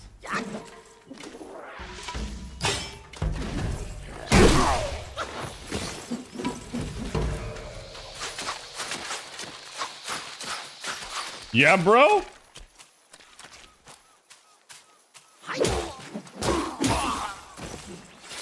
Okay, at least he's easy to interrupt. Wish there was some way I could heal in the interim.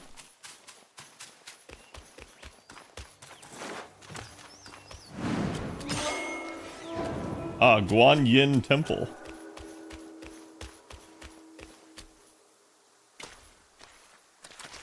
Shh, keep quiet.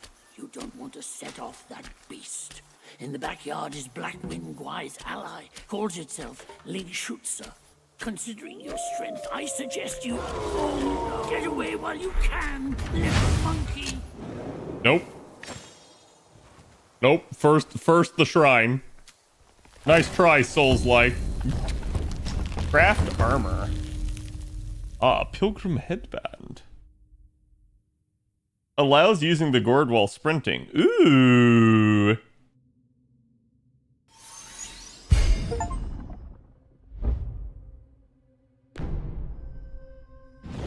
Wow, it's already better than the items that I paid for the digital deluxe. I gotta be honest, chat, the digital deluxe is not worth it. Like, because the bonus items are like, if you literally by like the third shrine replace the first thing, that's kind of ridiculous. Wait, did I not rest?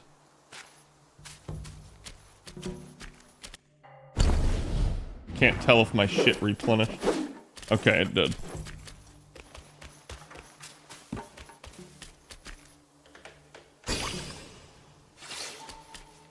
Oh, never mind. Yeah, maybe it's because of the cutscene. Maybe it's because I crafted something. I don't know. All I know is it did.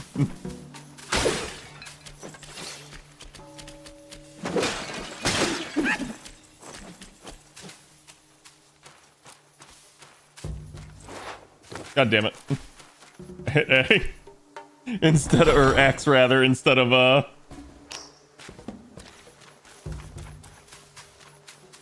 So Chad, is there anything that dictates what I can craft? There's no turning back.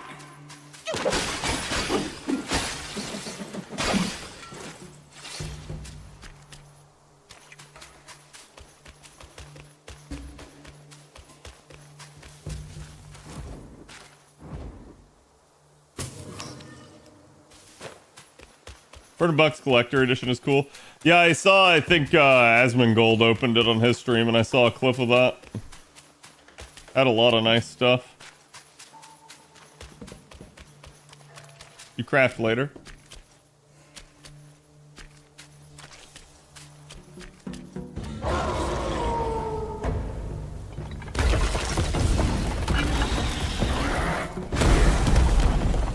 Oh.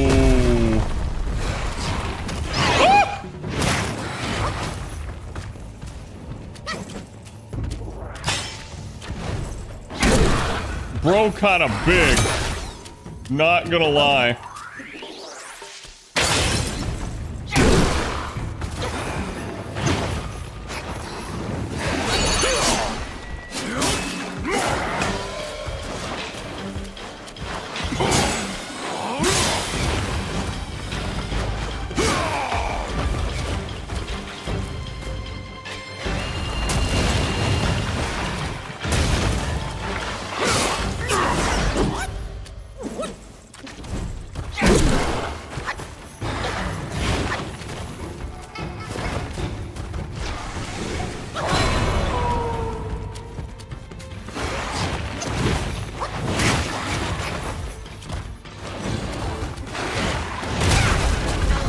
Oh, wow, that killed me. Holy shit.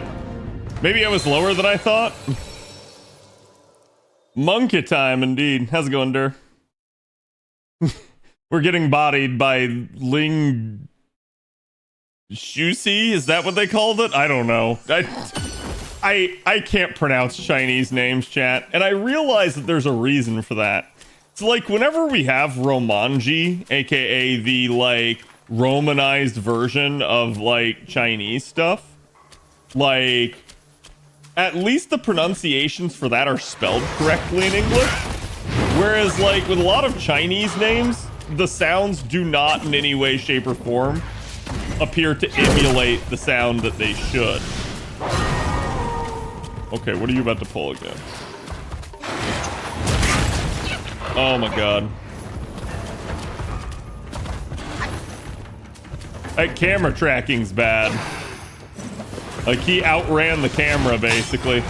See?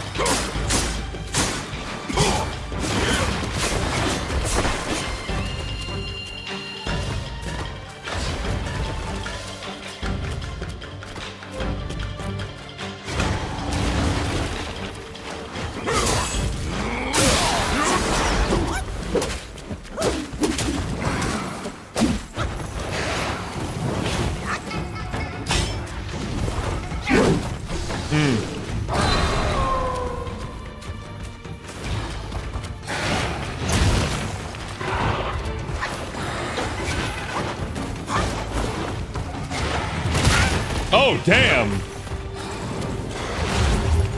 Woo! I was barely out of his range. I got one more heal left.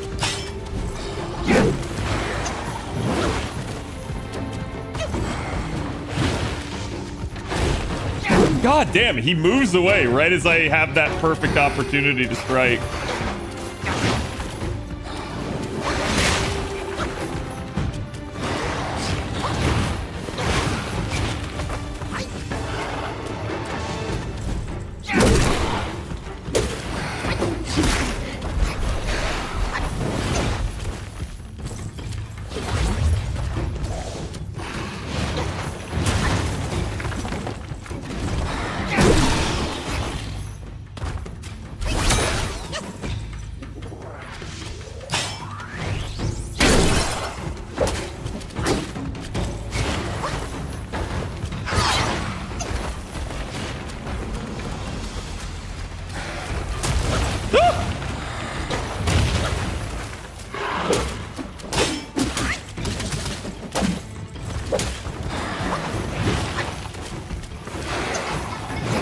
Oh, I'm in his hitbox. Yikes.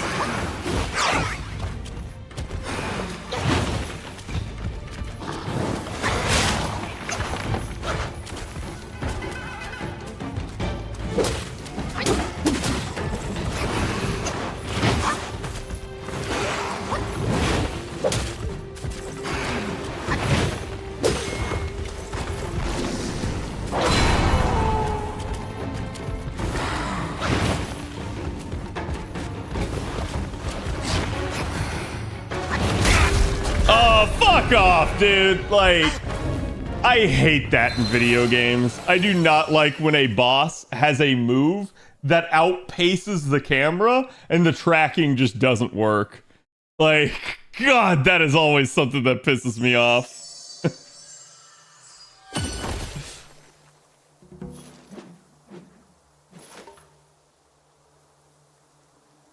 We probably won't be able to use them all. Wait, I have no idea what you guys are talking about. You can turn into previous bosses? It looks like something like that. Oh, fuck.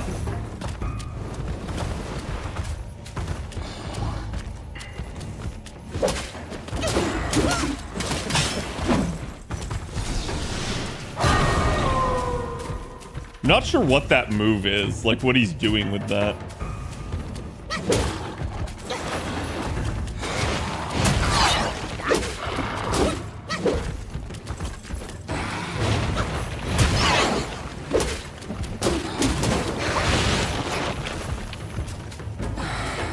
He definitely doesn't like when you rotate around him to the right.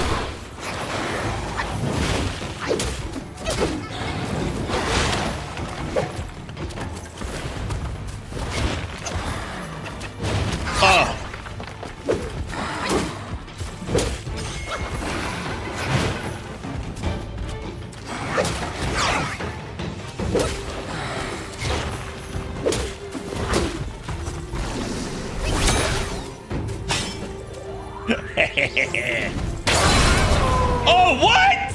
What? That's some bullshit! That is some bullshit!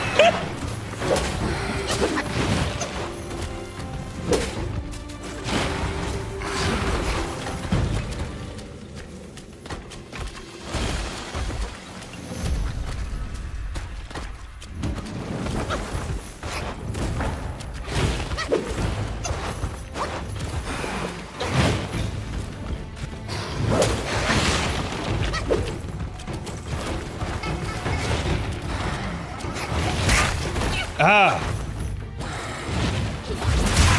Ah!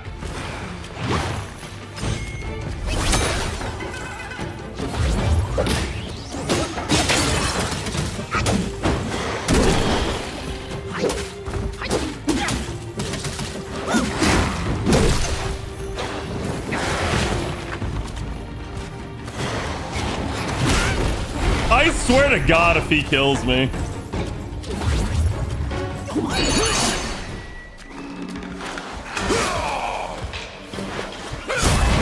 There we go. Like, Jesus. He got super aggressive and then tried to run away there at the end. He backed all the way into the corner hoping for a pounce.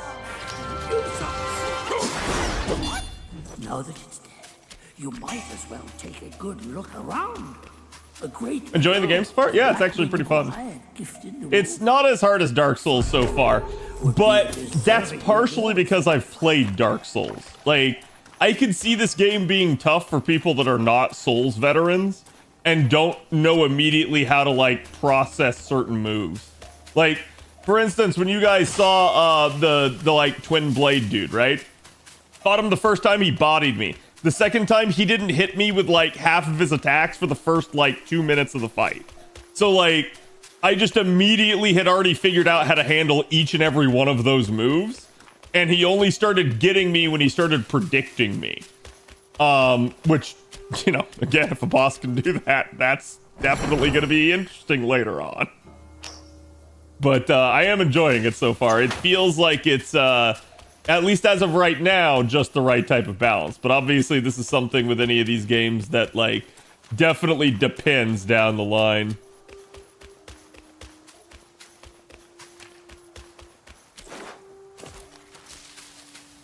Anything over here? No. Transformation says second HP bar, so you can use that. That's what I wasn't sure of. I thought that was the case, though, so I started, like, doing that. And that's why I sat on the transformation.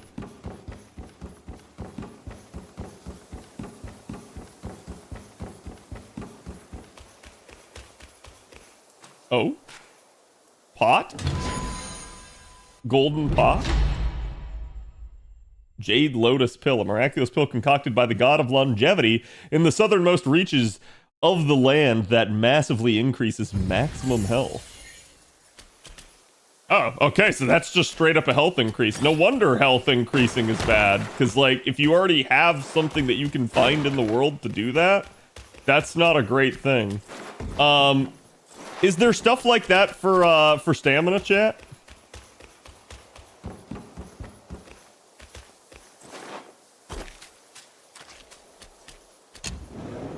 Yep, and mana. There's a mana bar? I mean, to be fair, I haven't, like, actually used much in the way of spells, right? Let's see. Transformations.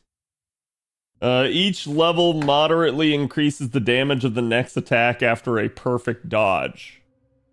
Is it just this one transformation, though? Because I can't imagine every single transformation has the Moon Realm ability.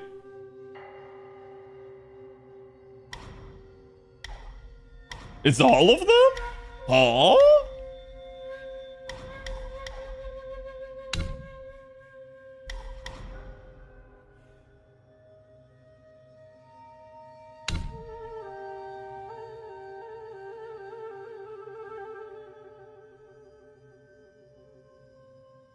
Some transformations don't have dodges, though. Yeah. Pillar Stance. Switching to Pillar Stance allows Destined One to support himself with the staff and ascend to its top by holding heavy attack, avoiding ground attacks in the process. Damn! Let me just grab that real fast.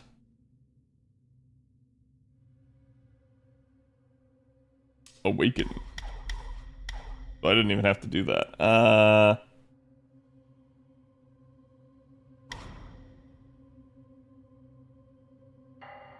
You don't have to worry too much about bad use. Okay, that's great. Oh, yo, pole dance?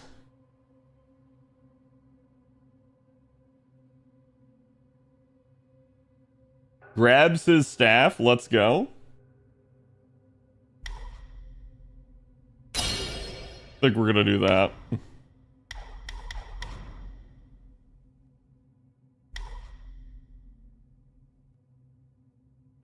Slightly increases damage dealt by all varied combos. God, that's just a no-brainer, that feels like. Like, that's just straight up, like...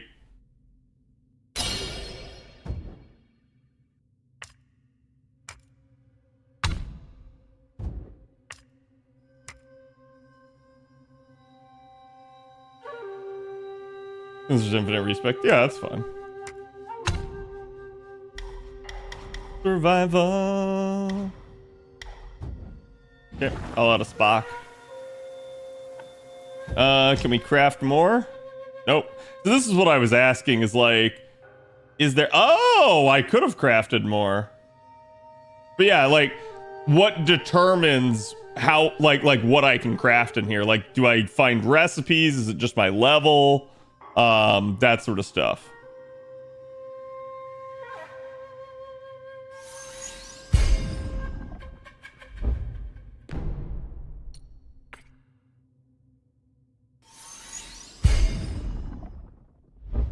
I think it's the boss you've killed? Okay.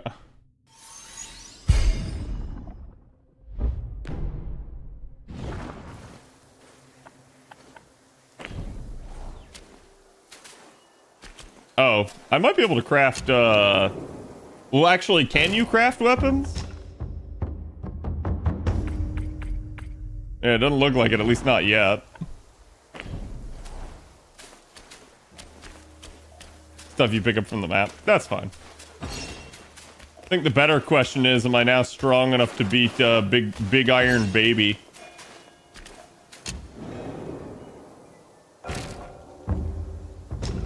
You can craft weapons? Okay, good.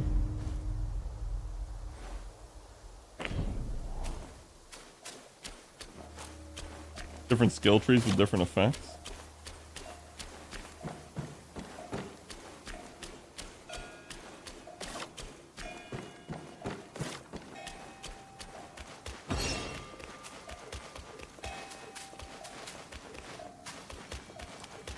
Goku looks more hairy than I remember.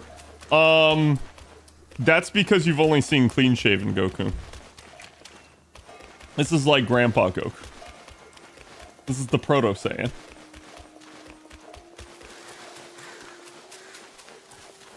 You have a better gourd already? Wait, I can change my gourd. Bardock? Yeah.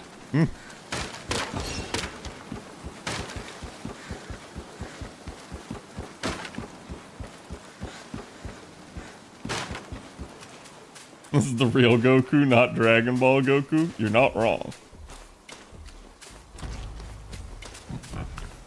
Don't you chuckle at me, chuckle nuts!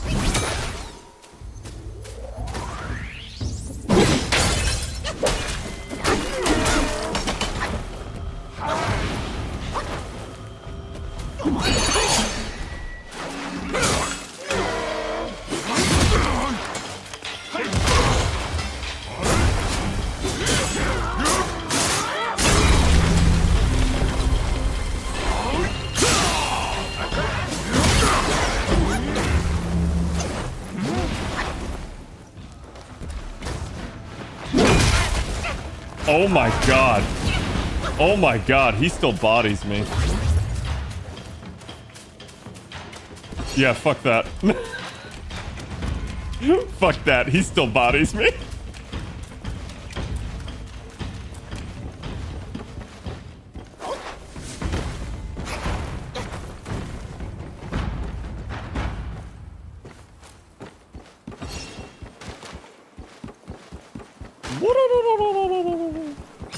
Why does Cad sound like he hates the Stone Child? Because I do. Why would I not hate Stone Children? Can you imagine him running behind you? Yes.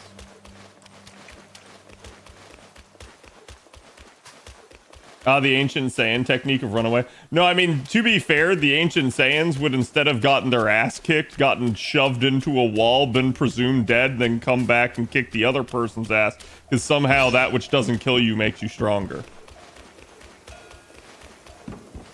Maybe also gotten their tail ripped off in the interim.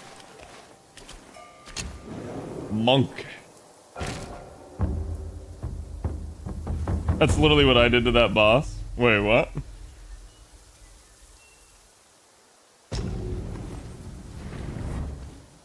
You mean just like came back stronger? Wait, how do I shift my gourd? Old gourd. Wait, I don't have a new gourd, chat. I feel lied to right now. I was told I had a better gourd.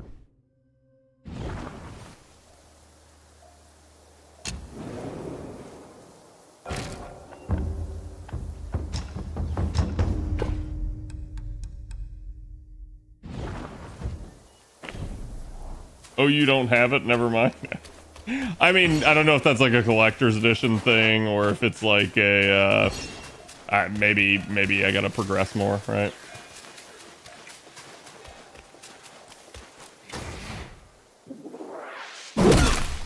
Oh.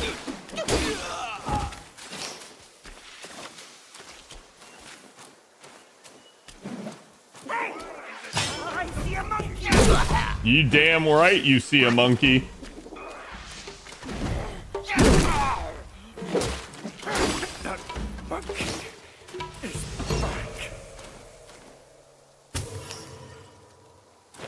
I feel like they're addressing me as if I am Son Goku. But like, they have no idea. It's me, the chosen one.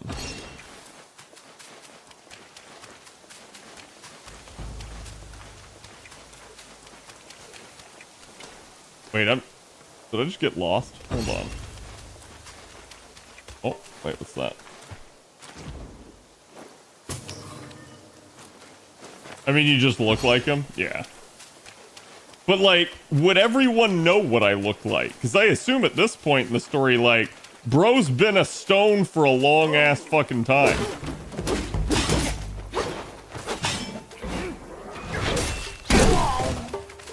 Yeah, I can do that too, big boy.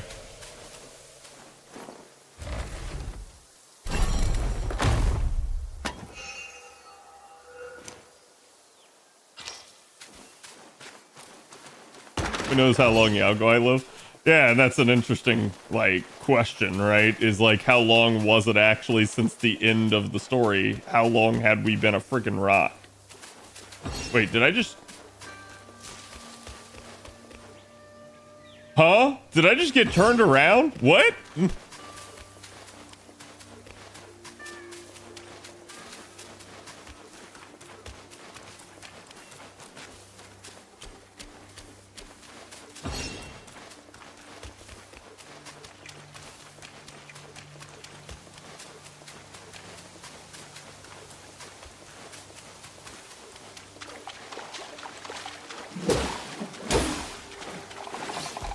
Oh. Yikes. Those are the ones that explode. Okay, note to self. Frogs explode. Bad Froge.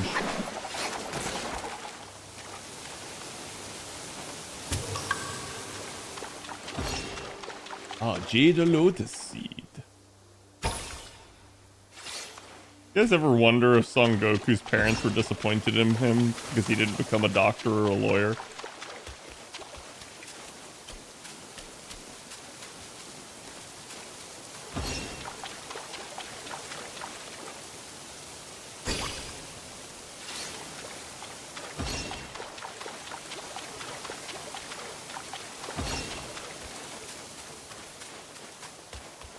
He literally born from mountain. I don't know. Maybe the mountain's disappointed in him, right?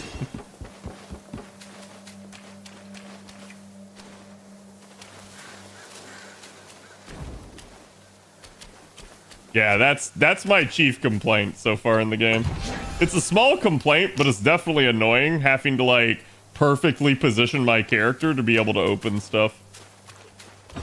I'm surprised they didn't give it a little bit more leeway.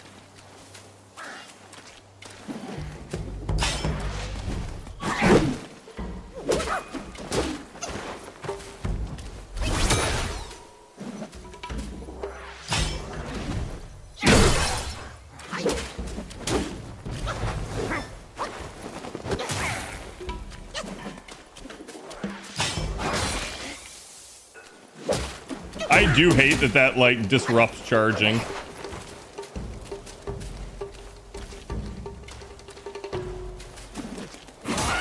Yep.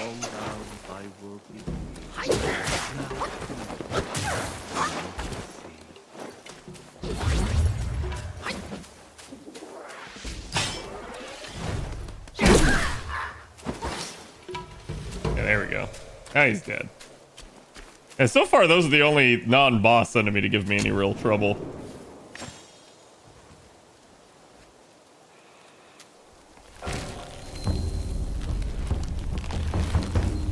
Can't scale sub size? Wait, what do you mean? Oh, the subtitles are so freaking small. Yeah, I gotcha. Whoops. Huh? Like, two different ones? Or, I don't know. Maybe that'll make more sense when I have more stuff unlocked.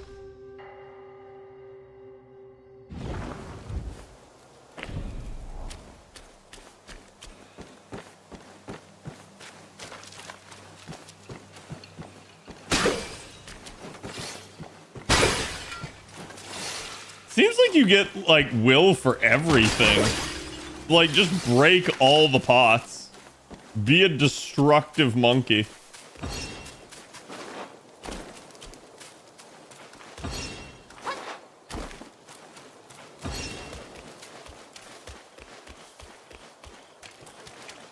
Monkey. Monkey. Monkey. Oh shit, what?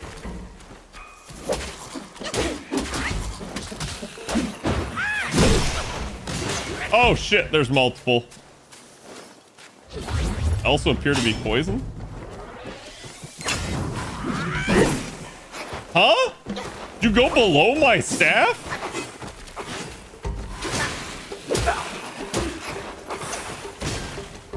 What the?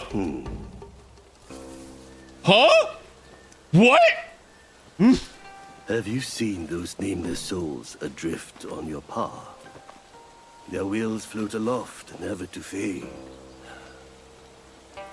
Shame, your god serves. I think I went purpose, too close. and mine That's what answers triggered solely it. to me. And before I'm dead after the cutscene. I know a way to guide the souls, mend their paths, and set them free. It will aid you. Bro, lay off my gourds. Bro, don't tickle my gourd. Don't shake my gourd. Now, this is better. This gourd, though humble, may save the lost, banish their obsessions, and guide them.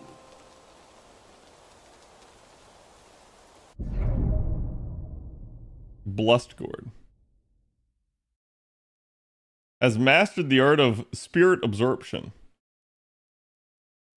Allowing up to absorb lingering wills of spirits left behind by formidable Yaoguais who have been defeated. Okay, so like, did they just disappear? Did they just get to heal from that?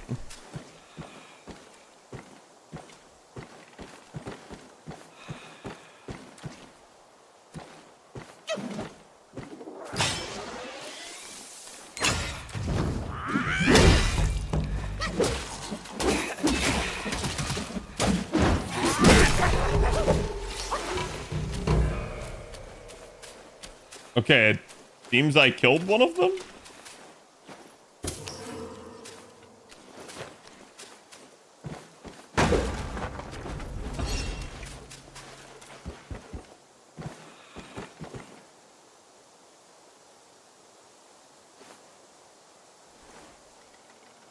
Say, there's definitely something snoring down there.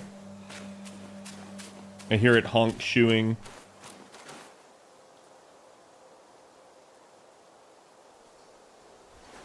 This screams trap. I was correct.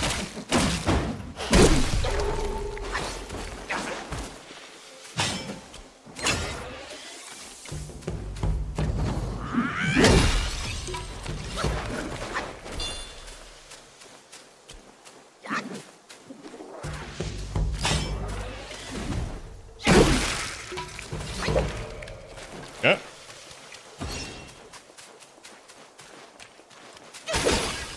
Monkey break.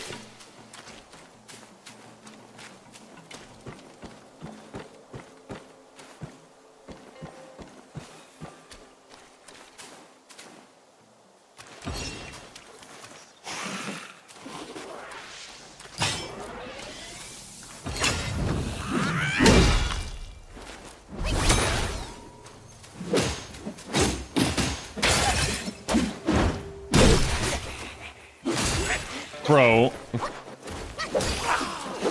I like how he immediately 180s and then has an attack ready. So I'm gonna have to be like careful with immobilized breaks.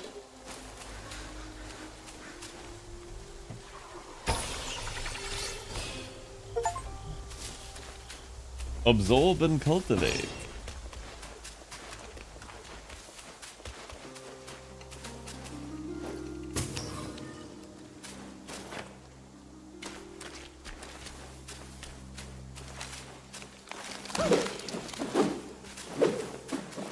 Oh my god, deselect.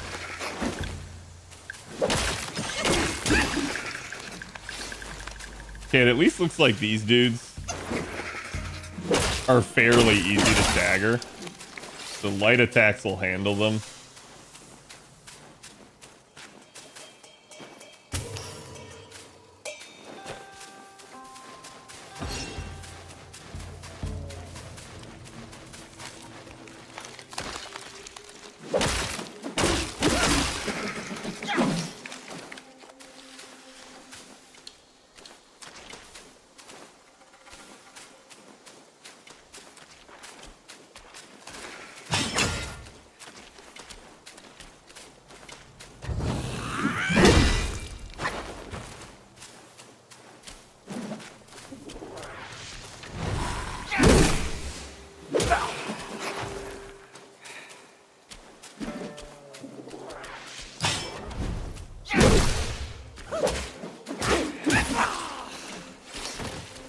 Okay, got him.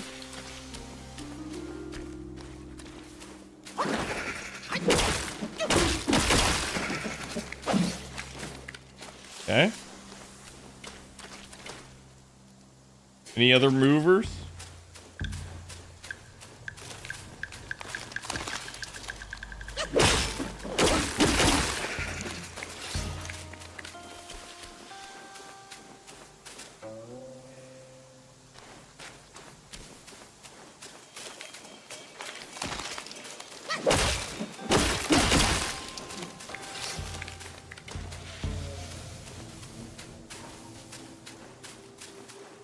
Okay, so there's another mover.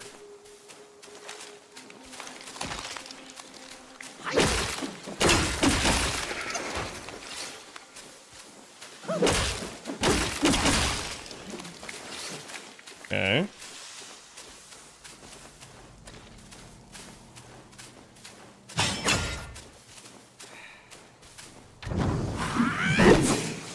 What the fuck?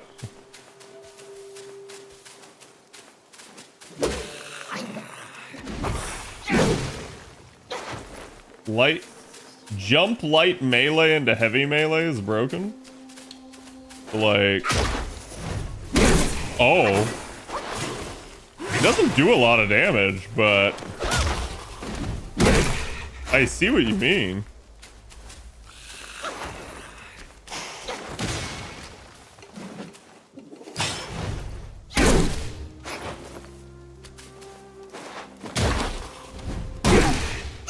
It seems to also stagger, which is kind of, I agree, broken.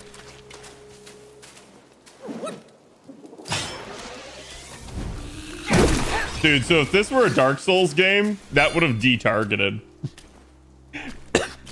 Dark Souls has such a, like, short leash on, oh, you can't see that? Okay, you can't target it anymore.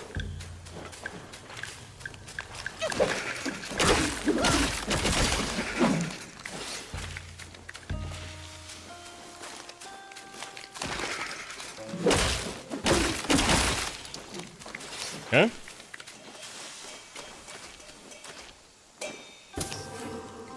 You can basically hit and run with it. Yeah, I'm sure it doesn't work on, like, bigger, tougher things as well. Oh, fuck.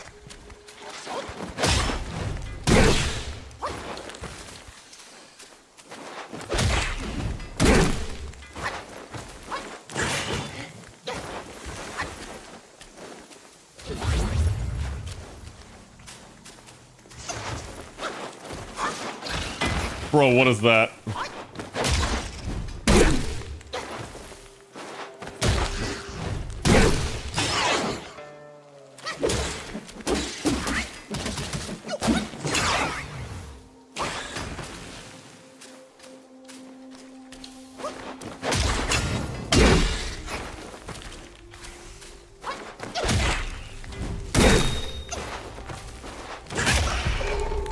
Oh, that actually hit me.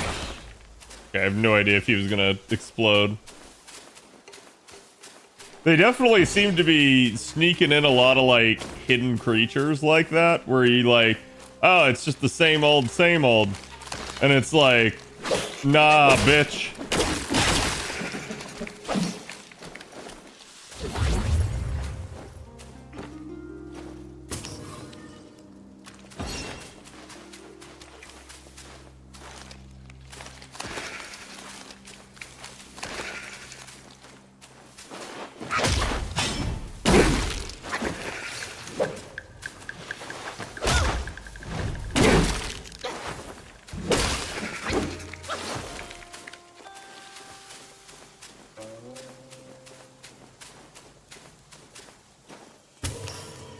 Thought it was gonna be it again.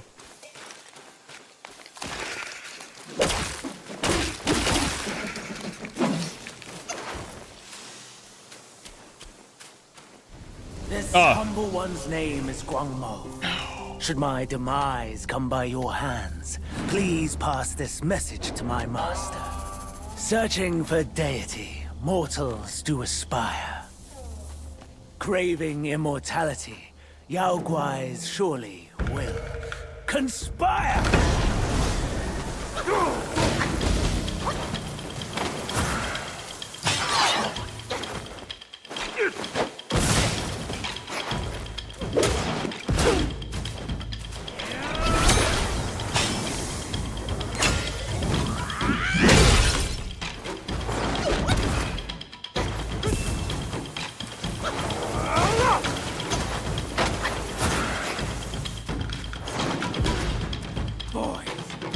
Greet our visitor.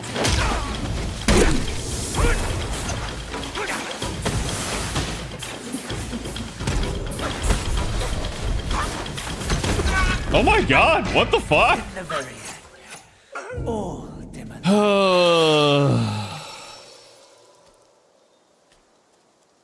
Dodging feels like Devil May Cry, fighting feels like God of War, and progression feels like Dark Souls.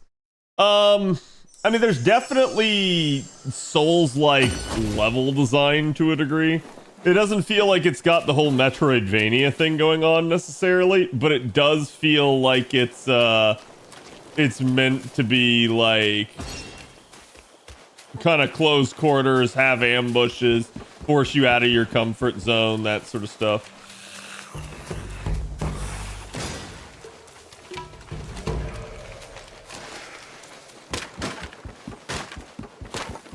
I'm also kind of peeved because, like, that entire time, we did not unlock anything. Like, I had to progress through all of this and killed this entire area and got nothing. Like, there was no checkpoint, no nothing. Now, to be fair, I think I probably should have progressed up this way.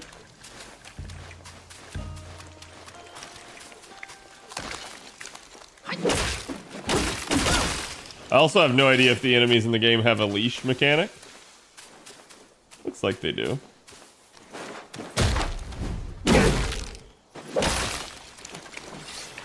I don't see everything and its brother chasing after me.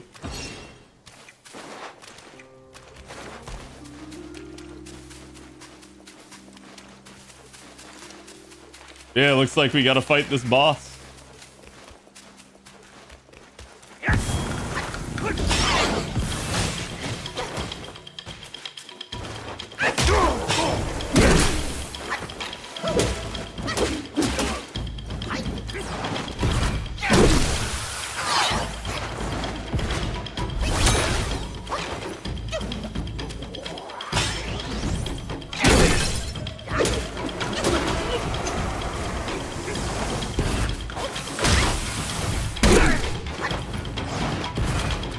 Boys, keep him entertained.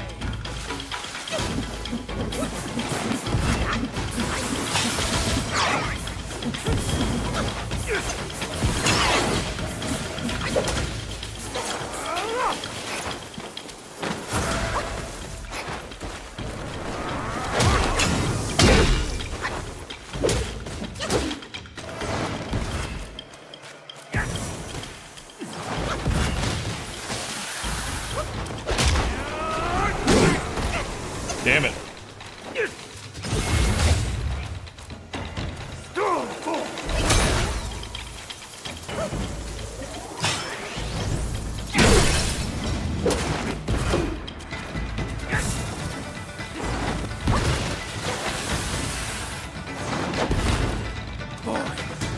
Greet our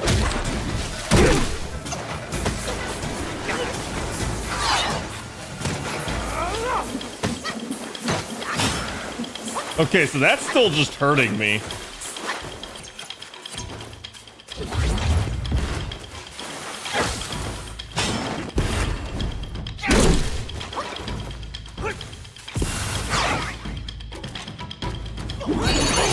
killed him.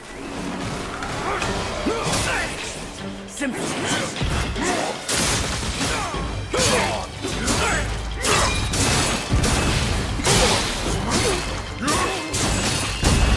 Okay.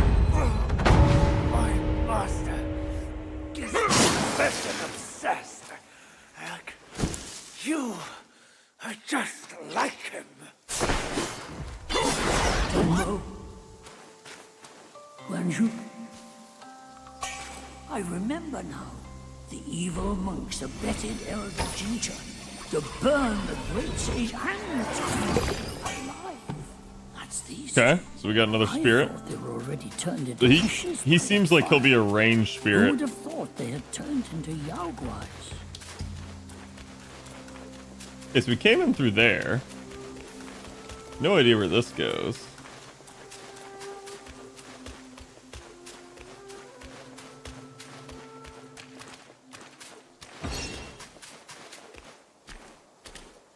But it looks like that's another, like, checkpoint. This is a different transformation? Yeah, that's what I was saying. Like, I assume it's gonna have, like, similar abilities to what he had. Okay, and it looks like we can... Reduces the key cost for the skill. Not a full transformation. Oh, I see. So it's... Yeah, this is definitely Neo. Like, this is really hilarious, because, like, a lot of this... Chat, if you've ever played Neo, a lot of this is really similar. I would recommend Neo if you guys like this game. However, I'm going to go ahead and say this. Neo's harder. I can already tell. Like, I'm not going to say that this game isn't going to have hard bosses. I'm sure it will. The issue with Neo is it's like trying to play Monster Hunter and Dark Souls at the same time. So it has a lot of different extra effects like this, but then it also works in like the combos from Monster Hunter. So it gets like hairy at certain times.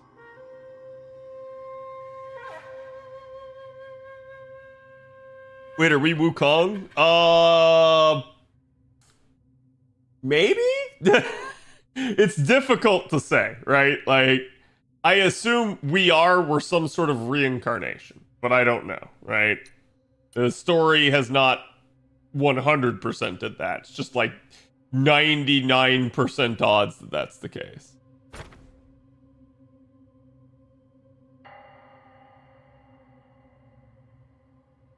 Oh, so you summon the snakes. Okay, cool. This is like Diablo 4 with the broken-ass sorcerer builds. Just summon hydras. Kill things from off the screen.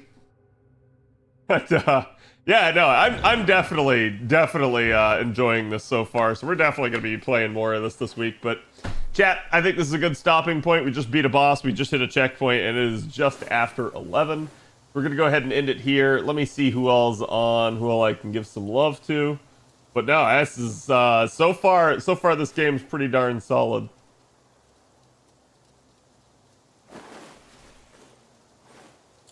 Let me send you guys over to Mr. Fino, and I will be back tomorrow.